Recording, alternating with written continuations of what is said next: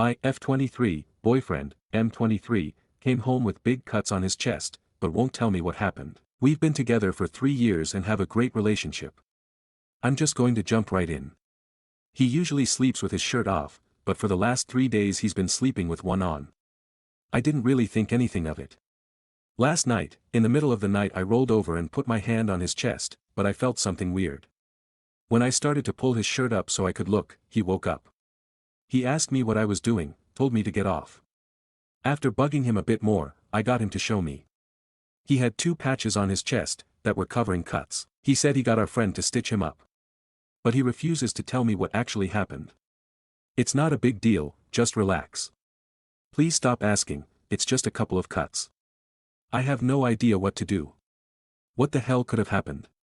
There's 3 different cuts, with different angles, they definitely didn't happen at the same time, same occasion, just not simultaneously. 2 cuts are like 3 to 4 inch and then there's a smaller one. The only thing I can think of is that he was mugged, but why would he keep that from me? Nothing like this has ever happened before, obviously. I'm really worried and I don't know what to do. Should I just try and let it go? I've asked him like 30 times and he just refuses to tell me. TLDR, my F23 boyfriend, M23, came home with big cuts on his chest, but won't tell me what happened. Edit. If he never tells me, should I just forget about it and move on? Edit. Clearly 99% of people on our relationships don't believe 9/11 happened. Relevant comments. Commenter 1. I would not be able to accept not having an explanation. Also, did he seek medical care after? Reply. He went to our friend, who is a doctor. Commenter 2. Holy cow, there are a lot of people jumping to conclusions about him being some kind of secret rapist and how you should break up immediately. If he were a woman who had been through a traumatic experience and didn't want to talk about it, anyone suggesting any other than giving time and understanding would be crucified. The guy is clearly traumatized and emasculated, give him some time. Commenter 3. I saw a video of a guy that took a running weed whacker to the chest. Is it possible he did something stupid like on Jackass and is just really embarrassed by it? Update. A couple of months ago I posted this here.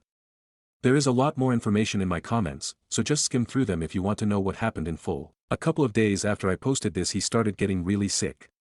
Apparently he was stabbed in the back as well. We went to the hospital and he ended up having a partial nephrectomy, part of his kidney removed. He still hasn't really talked to me about it. All he said was that there was 2 guys who attacked him. That's it. I don't understand why he wouldn't tell me that in the first place though, just so that I knew what happened. I don't even know if he has more wounds on his body. I talked to his friend, the doctor, and he had no idea about the stab wound on his back. I just don't understand what he was thinking or how he could possibly think it was safe to just ignore it.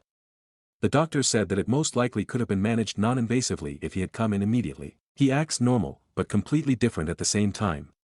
He has a problem with me touching him. We can cuddle on the couch, but I can feel him squirming because he's uncomfortable. That part has gotten a little better, but he's especially bad with any sort of sexual advance. He doesn't cry or show any emotion, he just pushes me away or grabs my hand roughly. He refuses to see a therapist and refuses to talk to me, so I really don't know what to do. It's obviously affected him. The frustrating part is that I still don't even know what happened. He doesn't want me to see the scars, so he wears clothes all the time and locks the bathroom door when he has a shower. He goes from hot to cold so quickly. If I say the slightest thing he doesn't like, he just turns into a brick wall for hours or days. It's been almost 3 months now.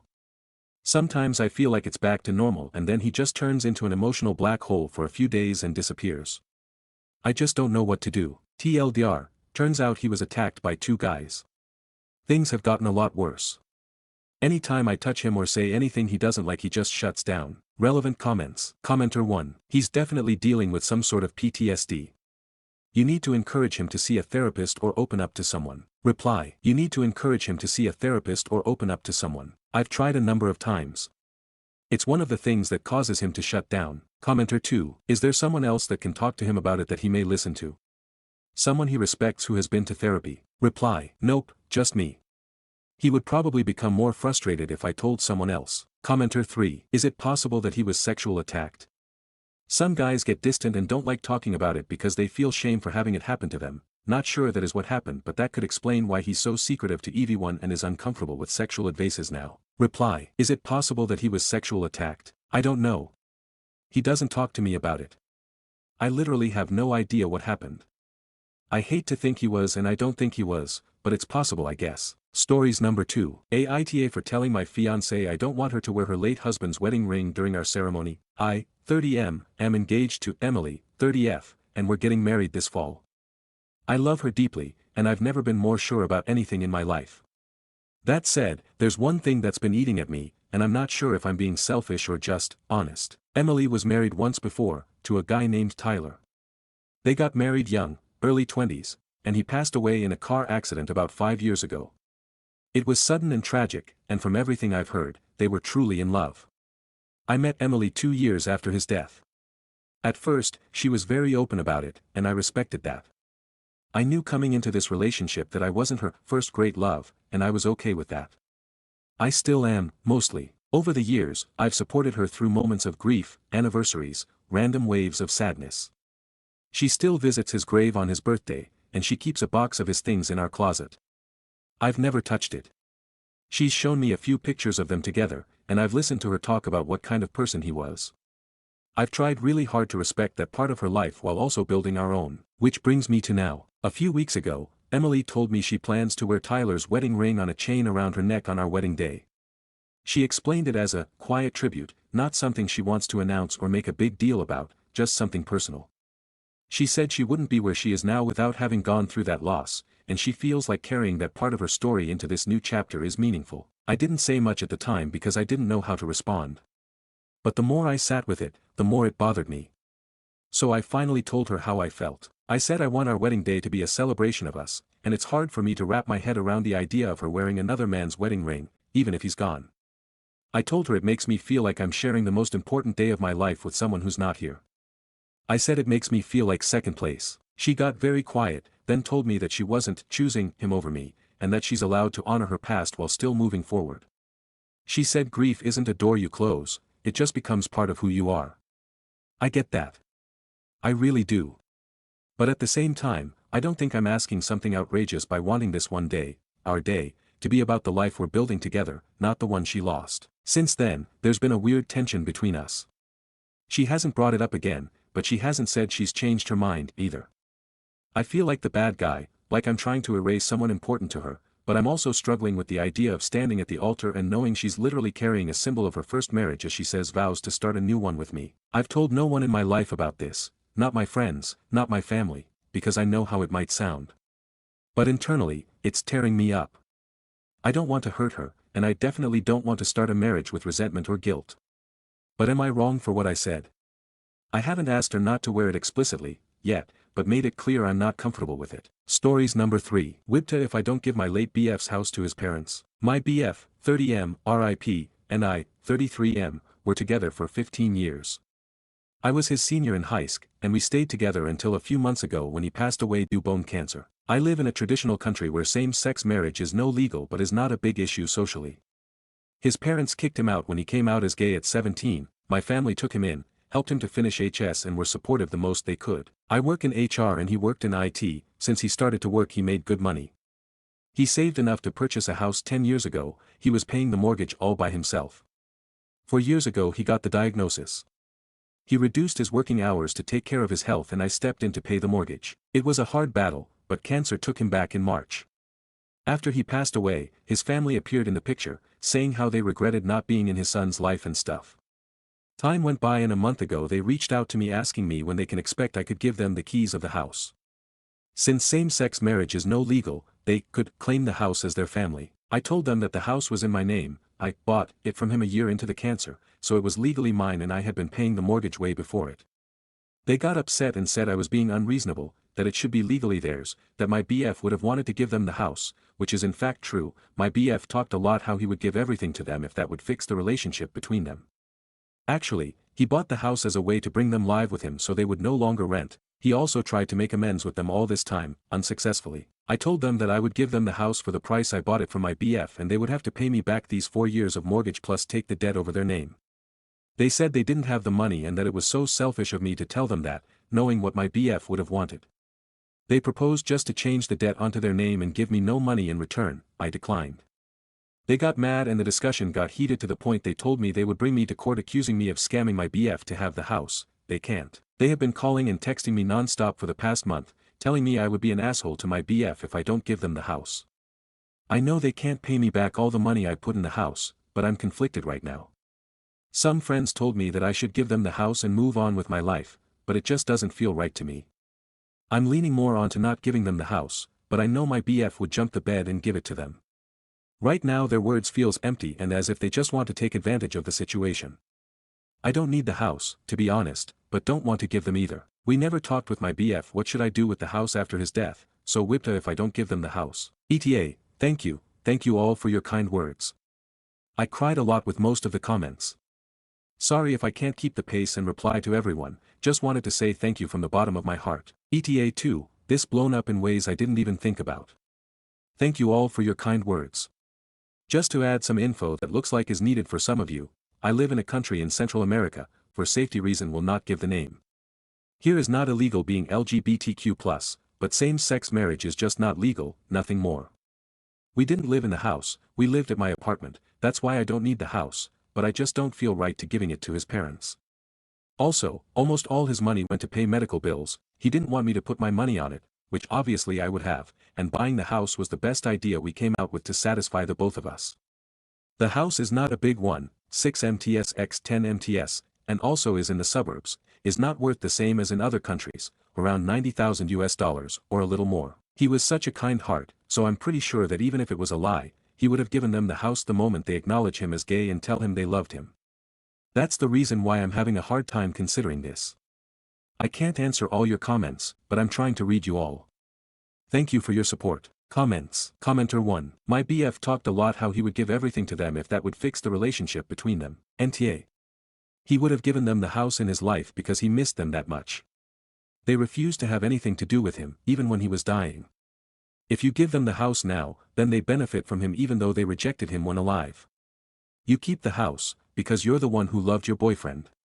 You owe his terrible family, who kicked him out at 17, nothing. Reply, that's reasonable. Thank you. Commenter 2. NTA you don't find it at all suspicious that they didn't come around until after he died? I don't believe they regret anything, they just want his assets. I also don't believe your boyfriend would have wanted you to give them the house. While he was alive, he would have done that to mend the relationship. But now there is no opportunity to mend the relationship. You really think he would want you to move out and give them the house? He loved you too and I don't think you're thinking about that at all. You really should block their numbers and move on with your life. Actually, we always joked about how he would have a hard time if his parents asked him to break up with me in order to win their love back. He really was desperate for their love and I know he would be conflicted too. I did find suspicious why they appeared until his death, that's why I don't find their words honest and what is keeping me from giving them the house. I don't need it, thankfully I also have an apartment that I bought with my own money, but the house means a lot to us for give it to them. Commenter 4. Don't give it to them. They want to benefit from a son who they disowned and refused to have a relationship with until after he was dead. Sell the house, keep the money, move on with your life. He would want that. Commenter 5. My suggestion is this, you are in mourning now and that will take some time to ease. Give yourself time. Now is not the time to make big decisions. Take a year or maybe 2, then revisit the situation. You owe these people nothing as they are the ones who shunned him and you as well. Do not let them bully you into a decision you may later regret. Only make this decision when your heart is clear. Sending you hugs. Update. First of all, thanks to all the people who replied and gave me some support, I really appreciate that. Back when I posted the story, I was in a really bad place and everything was convoluted, I can't tell you how hard it was for me to get to a decision. A lot of people told me to take some time to think about it, but I really want to thank you Ms. Saftig J. When I was logging out from Reddit back in the day, I saw their response and it lived rent-free in my head for almost a week, that helped me decided to take my time before make any decision regarding the house. So I decided to wait until I felt I was able to think clearly. It took me a few months, it was hard, his parents kept bothering me with calls and emails about the house, they even hired a lawyer to talk to me about it, but my own lawyer told them all to fuck off, they hadn't any leg to stand on if that would have gone to a judge. Back in January I finally felt able to make any decision, I told them that I was going to sell them the house for the original price my BF bought it, I would still lost some money but was the best course of action for me, and that was my last offer. They refuse it, telling that I should be a better person and let them get the house for less, they didn't even dare to call me his boyfriend, just a person, so I decided to put the house on the market. Back in February they reached out to me again, asking if my proposal was still on the table, I would have loved to tell them no but I know my BF wanted them to live there, so I told them yes but they had to decide it within a week, it wasn't necessary, they accepted right away.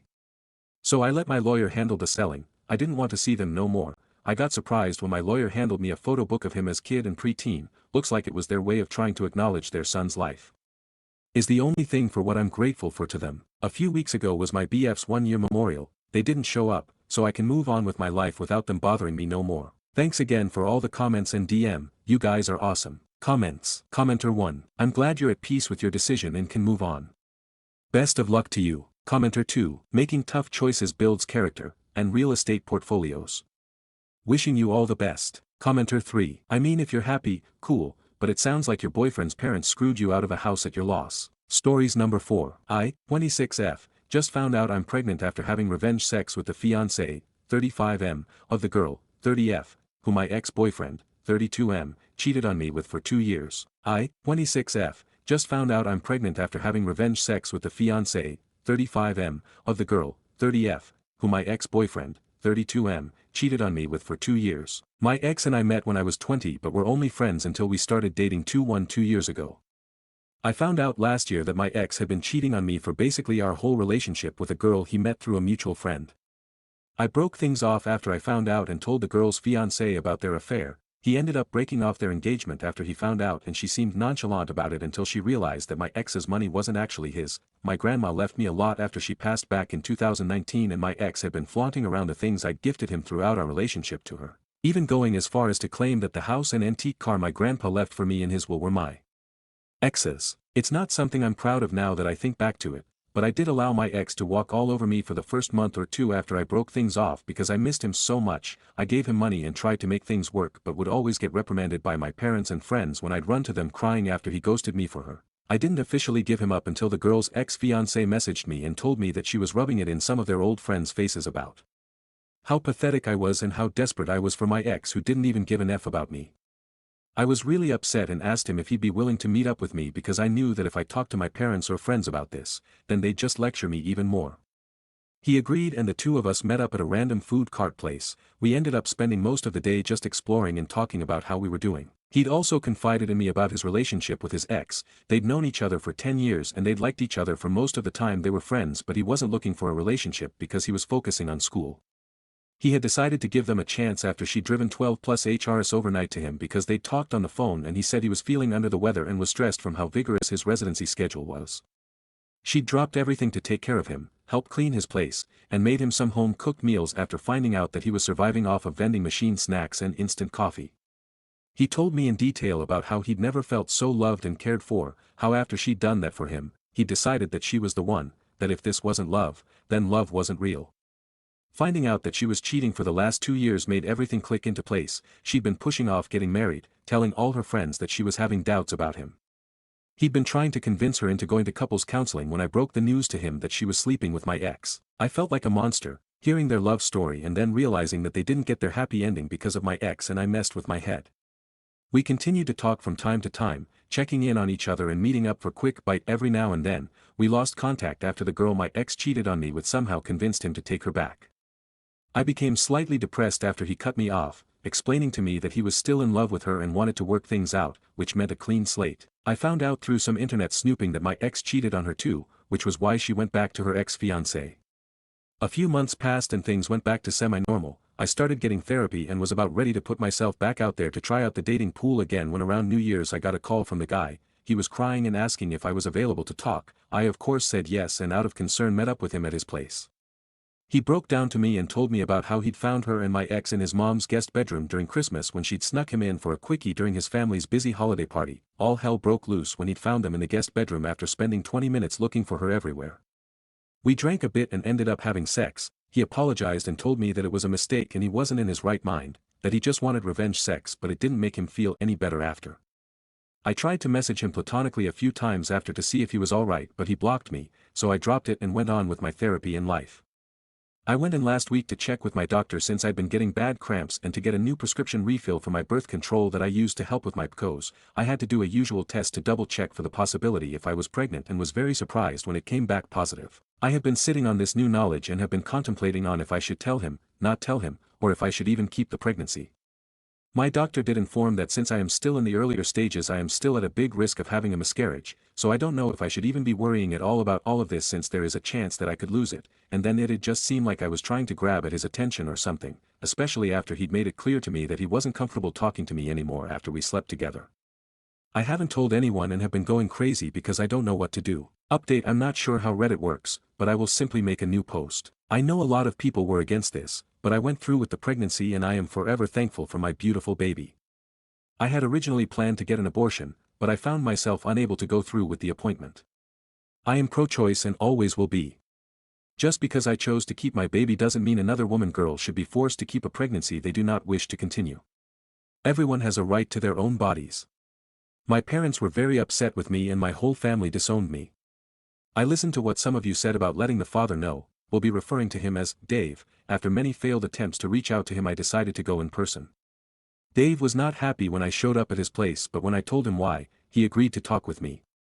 Dave let me know that he'd officially ended things with his ex and wanted to go no contact with me because I was another tie to his past with her, but he was willing to try and figure out a co-parenting plan with me if I agreed to a paternity test first. I of course felt a bit bad about the paternity test part but agreed to it since we both had only been acquaintances that bonded over our trauma. Everything was honestly easy cruising until I started to spot around the 26-week mark. My OBGYN explained that while spotting is normal while pregnant, mine was heavier and my blood pressure also both worried them because of gestational diabetes and preeclampsia risk. After a few nights of Dave insisting on sleeping on my couch, I had him help me move some of my things to his place since he lived closer to the hospital. I am very thankful I decided to semi-move in with him when I did. I went into premature labor at 32 weeks. I am very thankful to have had Dave and his family as my support system. His mom would come and switch out with him at the hospital and advocated for me whenever I felt washed out or unheard. She helped me both emotionally and physically and stood by me. Dave's mom also helped me work through my emotions when all I wanted was my mom. She and my dad had gone no contact with me after I decided to keep and have my baby. Dave's mom was an absolute godsend also because she's a retired nurse. She started in OB, went to NICU and eventually later settled into lactation before retiring, and explained things to me when we found out that my baby had respiratory problems and had SUA, single umbilical artery, and that it could have been a factor into why I went into premature labor. She stayed with Dave and I so she could help me with pumping since I wasn't able to produce milk and encouraged me when I felt like such a failure for not being able to take care of my son when he needed me most. She drove me to and from the hospital while my son was in the NICU because I was healing and so mentally physically exhausted. I really and truly believe that I didn't fall into deep postpartum depression because she held me and helped me with each step and was always so patient with me, even when I wasn't with myself. Dave's mom would constantly remind me that nothing was our fault and no one did anything wrong, it's just that everyone is faced with hardships in life and this was one we'd work together to get through. My son graduated from the NICU and came home a month after I did. Dave's mom visited us often and helped with him since Dave and I are first-time parents. Dave's dad joked that he felt like she and I had the baby together and he and Dave were both just background characters that make guest star appearances every now and then since Dave was working so much in order to build more PTO and his mom wouldn't bring his dad along when she'd come visit since she didn't want him to disturb me and the baby with his loudness. Dave's dad is hard of hearing and can sometimes be unaware of his volume so he took no offense to it. Dave's siblings and family members posted a lot about our son because he was the first grandchild and first baby in a long time. Dave's youngest cousin is 17, turning 18 this year. Somehow someone must have shared a photo or something, but pictures of us reached my family and my parents demanded I let them meet my son. Dave was supportive of whatever I chose to do and said he'd agree to them meeting him if that's what I wanted. After thinking about it for a few days I decided that I wanted to talk to my parents before I let them meet my son. When we met up to talk, my parents were offended that I didn't bring my son with us and left him with Dave's parents. They said some really hurtful things and then my dad started to question on when Dave was going to ask him for permission for us to get married since we didn't already have a shotgun wedding while I was pregnant. I was okay with them insulting me since I'd grown up with it and was used to it, but once my parents put their target on Dave and his family I became upset and decided it was time for us to leave. My parents did try to petition for legal visitation rights. Honestly, before this whole ordeal, I did not even know that grandparents' rights existed, but were denied because my son is still very young and because both Dave and I are very much on good terms, are living in the same household, and they couldn't find or prove that there was any danger to our son's well-being. My family did try to reach out to us and claim that we were horrible people for denying my parents their grandchild, but no one ever seemed to be able to make a peep when Dave's family would defend us and point out that my family had been the one to disown me and that no one cared to see if I was okay until after I had the baby and everything was handled. Dave's mom and my mom got in a verbal, almost physical, altercation after my mom had made false reports to CPS and called the police to do multiple welfare checks on us. My mom was given a warning by the police for harassing us after one specific incident where she threw a tantrum and caused a scene when the police found nothing wrong in the welfare check and refused to listen to her demands to have my son temporarily taken away from us and put in her custody for his safety. Dave and I currently have restraining orders pending against my parents and certain family members. One of the reasons I decided to update is because about 2 months ago a friend of Dave's asked him out to have some drinks and they ran into his ex-fiancée, who later messaged him to tell him that she regretted the way they ended and how she was very hurt when she heard that we had a baby together, especially with it being so soon after their relationship. Dave wouldn't talk to me about how he felt, and when I asked him he just brushed me off or switched the conversation onto a topic about our son that he knew would distract me. I noticed Dave pulling away from me and how our relationship became a bit awkward and strained after their run-in and her message, because I know he still has feelings for her and I am afraid that he might feel trapped with me and our son. I also noticed that the drama with my family has made Dave and his family less patient with me and my son. During Mother's Day I overheard a few of his family members make comments to Dave about me being at their family barbecue since I was just my son's mom, and not really part of the family. Dave just shrugged and said I didn't have anyone else to spend the day with. With how tense things have been, I have been thinking about moving out and back into my place. I stayed with Dave at his place after I gave birth, but now that our son is slightly older and I am healed, I want to give Dave back some space so that he can start dating again if he wants to, and to give him back some more bachelor time when I have our son. I want to find a way to approach me moving out and us making a co-parenting plan without making things more awkward or possibly ruining the relationship I have with Dave and his parents. I don't want them to feel like I'm not grateful or anything, but I do want to go back to work and get my life back on track so that I can provide my portion of needs for my son and not want to depend on his family for more than appropriate. Maybe I'm overthinking things. I've been trying my best to not check my phone or Reddit since I'm honestly a little overwhelmed right now. I will let you all know that I did talk to Dave and he was against me moving out. He also wasn't willing to talk about the situation with how he's been acting after running into his ex, and said I was bringing up something that didn't matter since we were talking about me wanting to move out. I haven't said anything about what I heard during Mother's Day, and I don't think I'm going to mention it since I feel really bad that it was meant to be a private conversation, so I don't think anyone meant anything bad. During our conversation Dave let me know that maybe I'm just overthinking or overreacting and that I shouldn't make big decisions like moving out. He also talked about how because our son is a preemie he'd prefer if one of us was a stay-at-home parent until he turned 2 to 3 years old so he could catch up with his peers, and then once he started pre-K then we could go back to work again.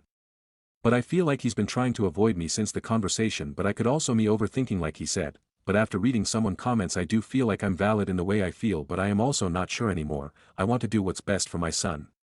I know people already think I'm so dumb and that I shouldn't have had him, but I am trying to be better for my son. I feel like he's my only family left and I really want to try to do what's best for him. New update. I don't think anyone really cares for this update, but I'm going to put it here for anyone who may want to know. After the last time I posted, things were a bit awkward and tense between Dave and I for a few weeks until Father's Day.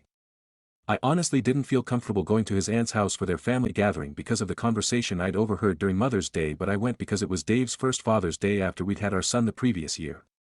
I initially didn't want to bring up the topic because it was supposed to be a good day, but Dave was actually the one who brought up the topic after we'd returned from his aunt's house. Dave confessed about the Mother's Day conversation with his cousins and said they'd grilled him during Father's Day as well because he'd brought me with him to their aunt's house. Dave apologized for making me worry and for not standing up for me when his family said things about me behind my back, but told me that he honestly didn't want me to move out and for us to split our son's custody, especially because it was comforting to know that he was going to be coming home to the both of us after spending a long day at work. I told him I didn't want to ruin the day and we could talk about things the next day, but Dave was adamant on us clearing the air because he was tired of how uncomfortable things were between us. Ironically, Dave told me he was afraid of me feeling trapped with him, especially after seeing how traumatizing it was for me to go into premature labor, deal with our son in the NICU being separated from him, and me healing postpartum. Dave also said he felt worse about everything after seeing how my family treated me and then how some members of his own family held it against me. He told me that although he himself didn't mean to do this in any way, he felt like I was trapped and isolated with only him for me to depend on. He made sure to make it crystal clear that while he would want for us to try and work towards a relationship to see where things go, he also doesn't want me to feel pressured or that I have to stay with him if I am not happy, don't want to. He agreed that he would rather us be on good terms for our son's sake, and if that means us having a friendship-like relationship with mutual respect for one another, then he is okay with it as well. We talked for a while about everything and cleared the air of any questions. Dave let me know that he genuinely didn't feel anything for his ex-fiancée and that the reason for him becoming distant had nothing to do with me and was because he'd had a life crisis when he thought about how different his life was compared to how he'd wanted and thought it would be like. Dave and I came to an understanding that my son and I would continue to stay with Dave and I would get a part-time job to slowly ease my way back into working. Things were rocky and a little odd to navigate at first, but Dave's parents helped us a lot with our son when I started job hunting and got a part-time position working at a local bank branch nearby Dave's place. Dave and I slowly started to explore our relationship to see where things would go between us. It was weird for the both of us because of how we'd met and started out, but within 3-4 months things got much better. I moved my things from our son's room into Dave's. Our son had a hard time initially when Dave and I began to show more affection, hugging and quick innocent kisses, with one another because he had a bit of jealousy at how close we were since he was used to us only showering our affections onto him and not each other, but he's gotten used to it now. Dave's family has said in a playful joking manner that we should give our son a sibling to play and grow up with since no one else from Dave's family has kids, but I try to avoid the conversation of when we'll have more kids. I took some of your advice and I joined Mommy and Me group so my son does have some playmates his age, but I do sometimes find myself feeling guilty for how lonely he may be when it's just him and us at home.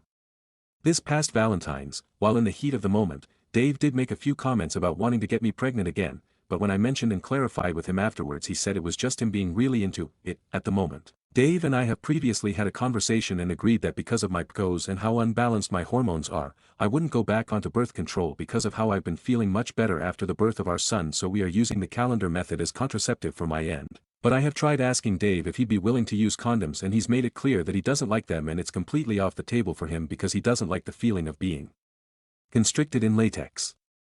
I know he's clean and so am I, but we've had 2 previous pregnancy scares.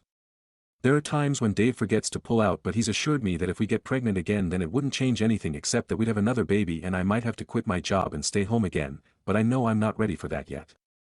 Our son is only just turning 2 later this year and it's already so hard juggling just one child with our schedules and jobs. I don't know how we'd manage with 2 kids. Dave and I are in a wonderful place right now in our life and relationship, so I don't want to keep bringing up contraceptives or anything because I don't want to ruin the peace. I've been contemplating possibly going back onto the pill or looking into other options I could use, but I'm scared to put my body through a whirlwind of hormones and put a toll on my mental health again.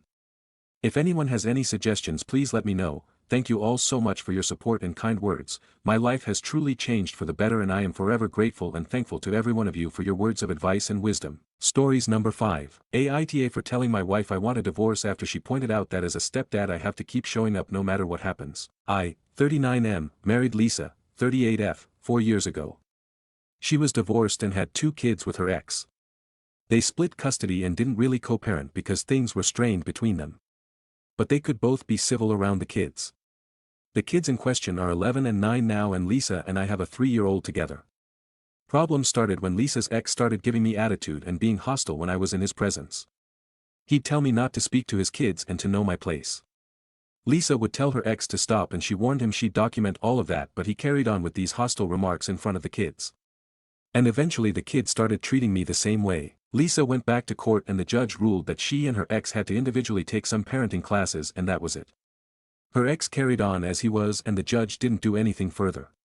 She was told it wasn't actually parental alienation. The kids had never minded Lisa saying they were our kids. Or me saying stepkids.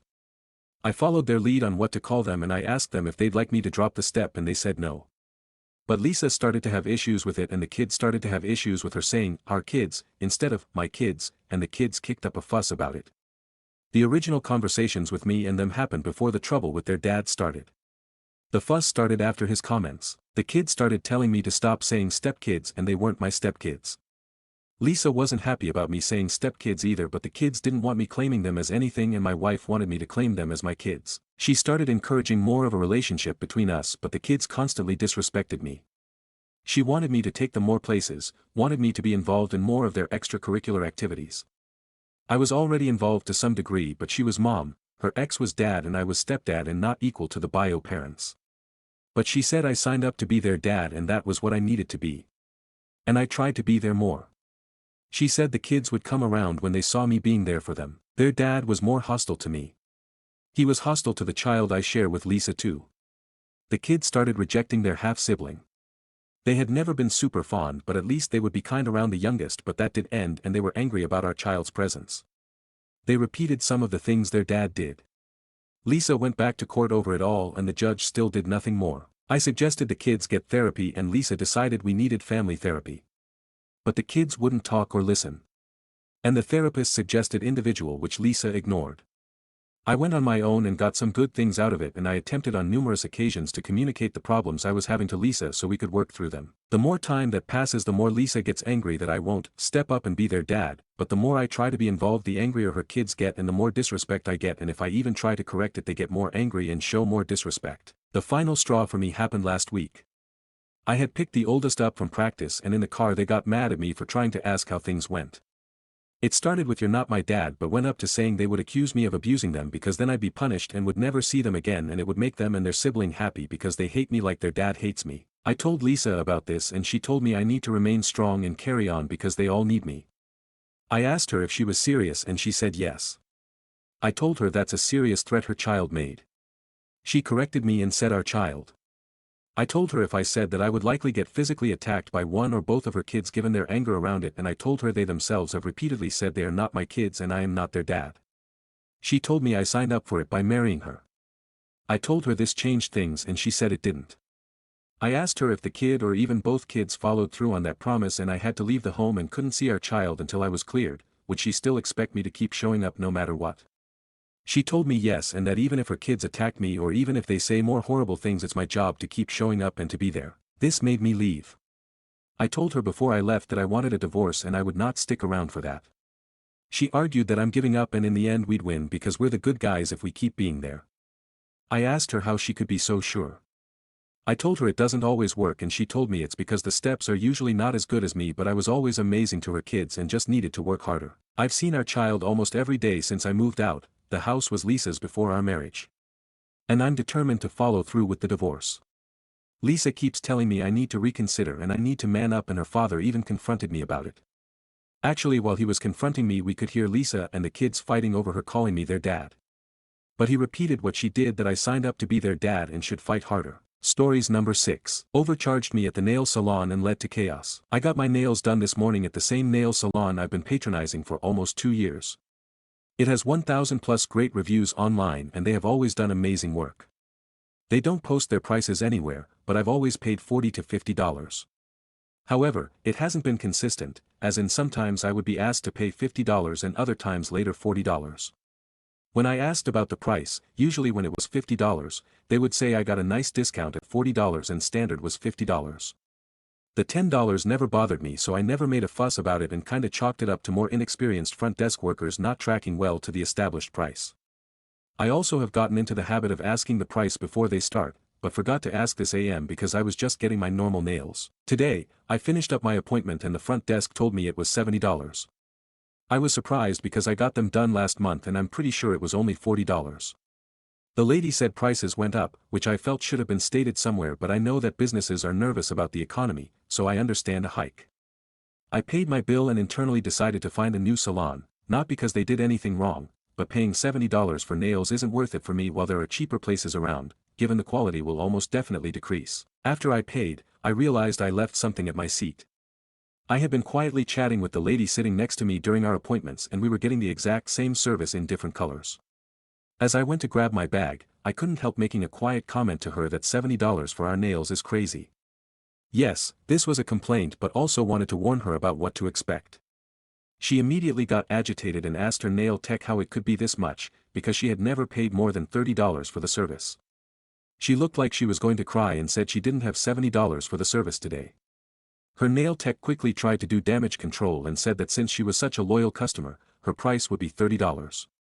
This didn't really calm her down though. She asked how long I'd been going there and I said 2 years, and she said she'd been coming for less than a year. At this point, other customers at the busy salon started paying attention to what was going on, and a few, 7 to 8, other people started sharing what they paid for their nails, and it ranged from $30 to $70. At that point, I had my bag and no reason to stay, but as I left almost the whole salon was getting heated with everyone realizing that they actually don't have a set price for their services and just charge as much as they can get out of you. I will definitely be leaving a review and something tells me that the others there will as well. Stories number 7. My husband, card hobby, is ridiculous. I need advice. My husband and I have been married for 5 years with a 3-year-old daughter, and my husband, card hobby, is killing our marriage. For background, last year he started getting into wanting a hobby business is buying and selling NFL NBA cards, which he started after having gambling issues with roulette virtually. He ended up hiding how much he was spending, putting at least $8,000 on the credit cards in 2 to 3 months without him selling any cards. I am the breadwinner in the family as well. I make approximately $7,200 a month post-taxes and he makes about $4,000 post-taxes monthly. Before having the hobby he also bought a $90K car with a $1,745 car payment because it made him happy, although I said it was not a good idea. Due to the spending issue and other factors like him having anger issues, I filed for divorce last year. He said he would quit the hobby and sell all his things, do therapy, and change. I cancelled the divorce and stayed to work on the marriage with a marriage counselor. We did sessions, but over time he hasn't felt like they've been necessary. We have now $72K in debt consolidation because of cards, his past gambling as well as a multiple of different things. 1 year later he is now into his hobby again and has already put about $800 on the credit cards. He is trying to use TikTok or whatnot to do a game platform and make money. His philosophy is you have to spend money to make money. Like example, he wanted to buy $1,000 worth of packs of unopened cards to try and sell them. When I explained that I am not a fan of this hobby, he says I can't ever let him have a hobby and I'm glad it not golf because he would never be home. I honestly feel like this is not going to end well. We have also tried splitting finances, but that wasn't the best as he was not always able to pay me back for half the mortgage or our daughter's school. I really just don't think this marriage is going to last unless I support this hobby and let him spend on whatever he thinks is necessary. Update. I went through his eBay account and found he put 2 bids for a $1,500 card and $1,900 and made an offer to a third card for $1,900. Also forgot to put our ages. I am 32 and he is 42. Updates 2. Got in an argument and said I was not happy and wanted a divorce. His reply was I told you I wouldn't let the hobby ruin the family and I'll get rid of everything etc. My reply was that's beside the point. Relevant comments. Commenter 1. So on your update 2, he claims to want to fix the issue, but once he says that it isn't enough, that's not the point. What's the point then? To just continue to punish him because you make more? Or you simply aren't happy no matter what? If that's the case, that's fine, just be honest about it. Reply, because I feel like he is just saying that because I brought it up. To me he said it the first time I said divorce and yet he did it again. As well, the point is he knew I didn't like it and yet he still did it anyway. You're probably right where I've been burned by him too many times and the trust of him saying he is going to do something won't happen. I brought up therapy again and he said he didn't need it. I can't force him and neither do I want to. It is what it is. Commenter 2, full disclosure, I typed that prior to looking at your post history. It seems like there is a lot there. I can see where it is frustrating working hard to have Buddy continually act the way you say he does. It also kind of sounds like you are in the way out of the relationship anyway. Reply, no worries. It happens. But agree I'm on my way out, and again I told him I was unhappy and wanted to separate and he is still in denial and said he wanted to stay together. I just feel guilty leaving as well. Unhappy with my life and I'm too weak apparently do anything. Update 1. I am posting an update to my prior post of my husband, hobby, is killing our marriage. Update. I had asked for a divorce 2 days ago but he told me he wanted to still be together. Today, it was brought up again and he said he would get the divorce and he has accepted it. I have a great sense of relief yet a significant amount of grief. Grief for the past, present and future, as well as not know what the future will hold and if I made the right choice for my daughter. The relief is knowing I won't have to worry about any hobbies or being yelled at and called names for reasons that are dumb. We have not obtained a lawyer but I assume we would do that in the upcoming weeks. I hope this was the best decision for both of us and we can have a happy future apart for our daughter. If there is any advice for life during the divorce process and after with children involved, we have one daughter who is turning 3, then I would love that as well. Cheers to new beginnings. Commenter 1. Holy shit, did he call Dave Ramsey? I swear I heard this story on the radio. Reply, it was not him, but it is the exact same story except the guy on Dave Ramsey did Pokemon cards. I listened to it and thought I was listening to my life story. Crazy coincidence. Update 2. Met with my own lawyer today and found a house for my daughter and I, going to start moving out this weekend as well as file the papers. There has been great relief knowing I am no longer going to be in this marriage. I am so happy I finally stood up for my daughter and myself and happy to start my new life. We will be still amicable as it is in our daughter's best interest and I want him to be a part of her life. I do believe that is the best for her. Top comments. Commenter 1. This isn't a hobby, it's a gambling addiction. You're doing the right thing for yourself and your daughter. Commenter 2. OP, please make certain that your counsel is a seasoned family law attorney who is well versed in divorce law. Hopefully counsel will be able to demonstrate a dissipation of assets, thereby allowing you to secure a greater share of the marital assets and an allocation of debt that is favorable to you. Do not share any debt he incurred incidental to his addiction. Commenter 3, that's a great update. I'm sorry it's come to this, but you're doing the right thing for yourself and your child. As others have said, he has a gambling addiction, not a hobby. Don't let him pile more debt onto you. Update 3. We are in the waiting period for the divorce and I did file. I have moved out and we are living separately but still are friends. I am working with a therapist myself to try to work on me and my decision and the emotions that come with it. My biggest thing is it has been 2 months still thinking we can work on things, as with time we both have been having greater perspectives and where things have gone wrong in the marriage. We are going to do couple counseling to work on ourselves together to better co-parents. We both are still thinking it may be salvageable after a year of separation and intense single and couple counseling. The past 2 months reflecting with my therapist has made me realize that I have played a part in allowing the gambling to happen and buying cards, as when he would hit big I would be happy and asking for him to keep going, as well as I would always want to go on expensive trips and put us further into debt. I really believe we both played a part in the marriage and separation, and it will take both of us with hard work to maybe if ever in the future to make it work. But for now going to stick it out and head finish the filling for divorce. Especially because he mentioned he wants to make an e-commerce business and brought me flashbacks to being financially free and self-free. Thanks everyone for all the support and advice and future advice. Top comments. Commenter: he has a major gambling problem that is hiding as a hobby. Because that's what the whole card collecting thing is, gambling that the cards you own are worth more than what you paid for them. It's not collecting, it's just gambling pure and simple. And if you want to know the economics behind this hobby, then look no further than the whitey vids of the storage locker folks who end up finding thousands of these every day in abandoned storage lockers. They end up latteing them up by the box and selling them for next to nothing on Whatnot. On paper these things may be worth money, but realistically they are worth nothing if no one is buying them. And no one is buying them unless you are talking the primo top of the range very rare collectibles.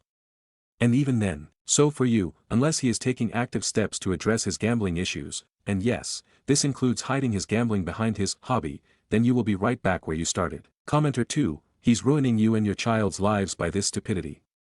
He's destroying your credit. Why are you letting him do this? Get as far away from this wretched person as possible. Stories number 8. My sister's best friend accused me of SA. My family disowned me. Edit: sending me death threats in my DMs isn't appreciated. This happened over a week ago.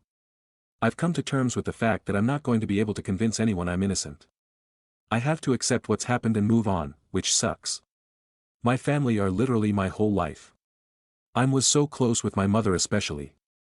And now I'm probably not going to see them much anymore. I lived with my family. I'm 24, I know, loser alert. I just don't want to live alone. I was at the house alone, my mom and sister were shopping, and my brother was at work. There was a knock on the door and it's my sister's best friend. She said she texted my sister and she said she'll be home soon so she can just come in and wait. Fine, I guess. Just for context, she and my sister are 16. I didn't really want to hang around with her, but she's a guest in our house. I can't just go to my room and leave her on her own. So I sat in the living room with her and tried to make small talk. She was acting weird, like she was nervous. And she started asking weird questions. She was asking me if she was attractive, if I liked her outfit and if I would date her if I was her age. It obviously made me very uncomfortable and I didn't really know what to say. It quickly escalated to her asking more sexual questions, and pulling her top down to show off her chest. I didn't know what the fuck to do. If I said something, and she wasn't doing it intentionally and was just being overly chatty and comfortable, I'd look like a creep if I said anything. Accusing a minor of trying to seduce me wouldn't look good. I was just trying to laugh it off, and was hoping my sister would get back soon. I got my phone out and looked on Life 360, my mom wants to know where we all are, but she lets me turn my location off cause I'm old enough. They were still at the mall. Bearing in mind my sister's friend had been here for nearly over 20 minutes, and she said they'd be home soon. At this point I was almost 100% sure she was doing this intentionally. I straight up told her that she was making me uncomfortable, and that I would like her to leave until my sister gets here. She acts innocent again like she's doing nothing wrong, and I start doubting myself, until I walk her to the door and when we get there, she literally touches my crotch. I hit her hand away and told her to get the fuck out. She practically ran out the door and I locked it. I didn't know what to do. She and my sister have been friends since they were like 5, and I didn't want to ruin their relationship. Also, I didn't want to say anything because it'd probably put me in a weird position. I decided not to text my sister, and to just keep it to myself and stay as far away from a friend as possible. Anyway, about an hour later, my mom and sister come crashing through the front door screaming and yelling at me, calling me a dirty pedo and all sorts of names. I knew instantly what had happened, and tried to tell them the real events, but they didn't let me get a word out. They told me that my sister's friend called my sister and was bawling her eyes out, saying that I R-worded her, and hit her, and threatened to hurt her if she told anybody. They kicked me out of the house. Within minutes. They didn't even let me talk. They didn't have any proof other than her words.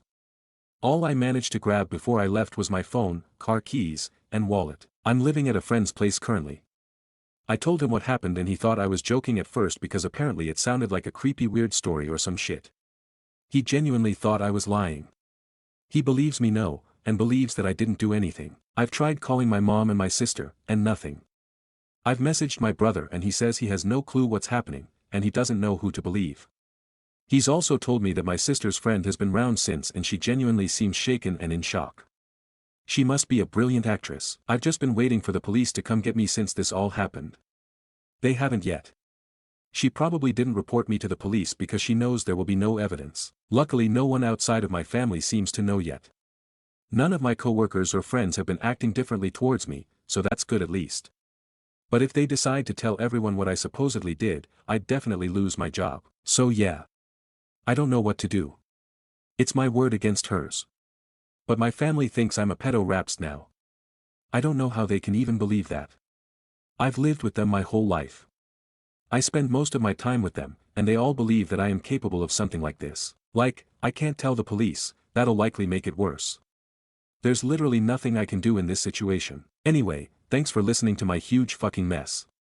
Other than my friend, I have no one else I can talk to that I can trust. Stories number 9. I, 27M, overheard my sister, 25F, confess her love for my fiancé, 30M, how do I confront her? Using a throwaway since I don't want to attach this to my main, since some friends follow it too. Anyways, so I'll get into it.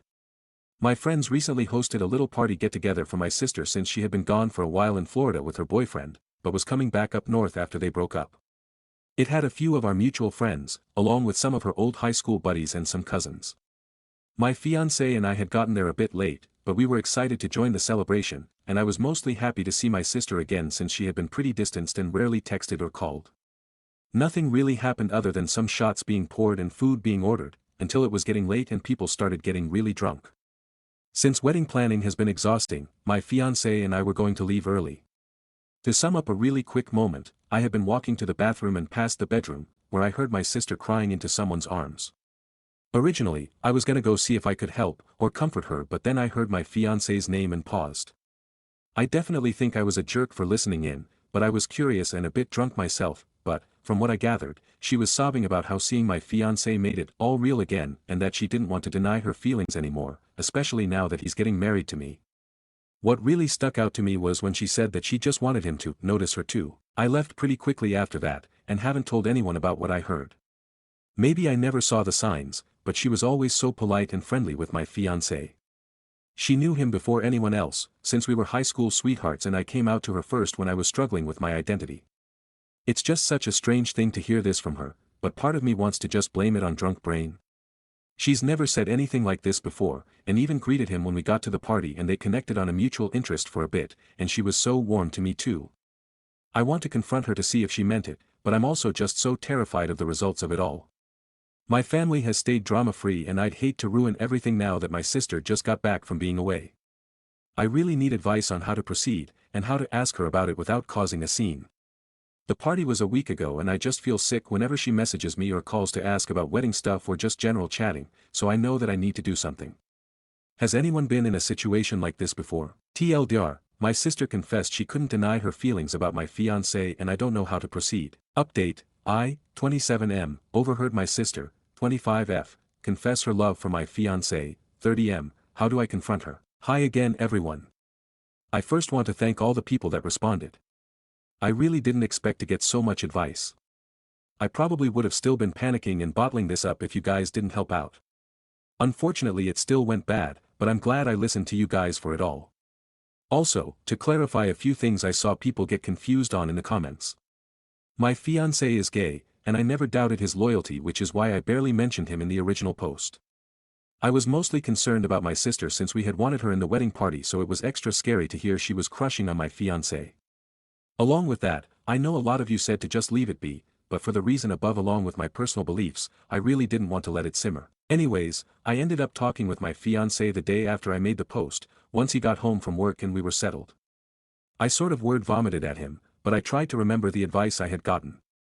He was equally disturbed, probably a bit more since he has dealt with a similar situation at work once. We both definitely wanted to talk to her and just clear the air, and ended up making a little plan to meet her in a park. Originally, it was only going to be me, but my fiancée wanted to stay nearby in the car, so yesterday I texted her and we met. Honestly, I'm still recovering from everything she said to me, so I won't repeat much of it here. The basic gist is that once we chatted for a bit, I brought it up gently that I had heard her at the reunion party and wanted to communicate with her about the things she said. One thing I didn't feel the need to mention in the original post was that I am also a transgender man. It didn't matter to the issue, or at least I thought it didn't.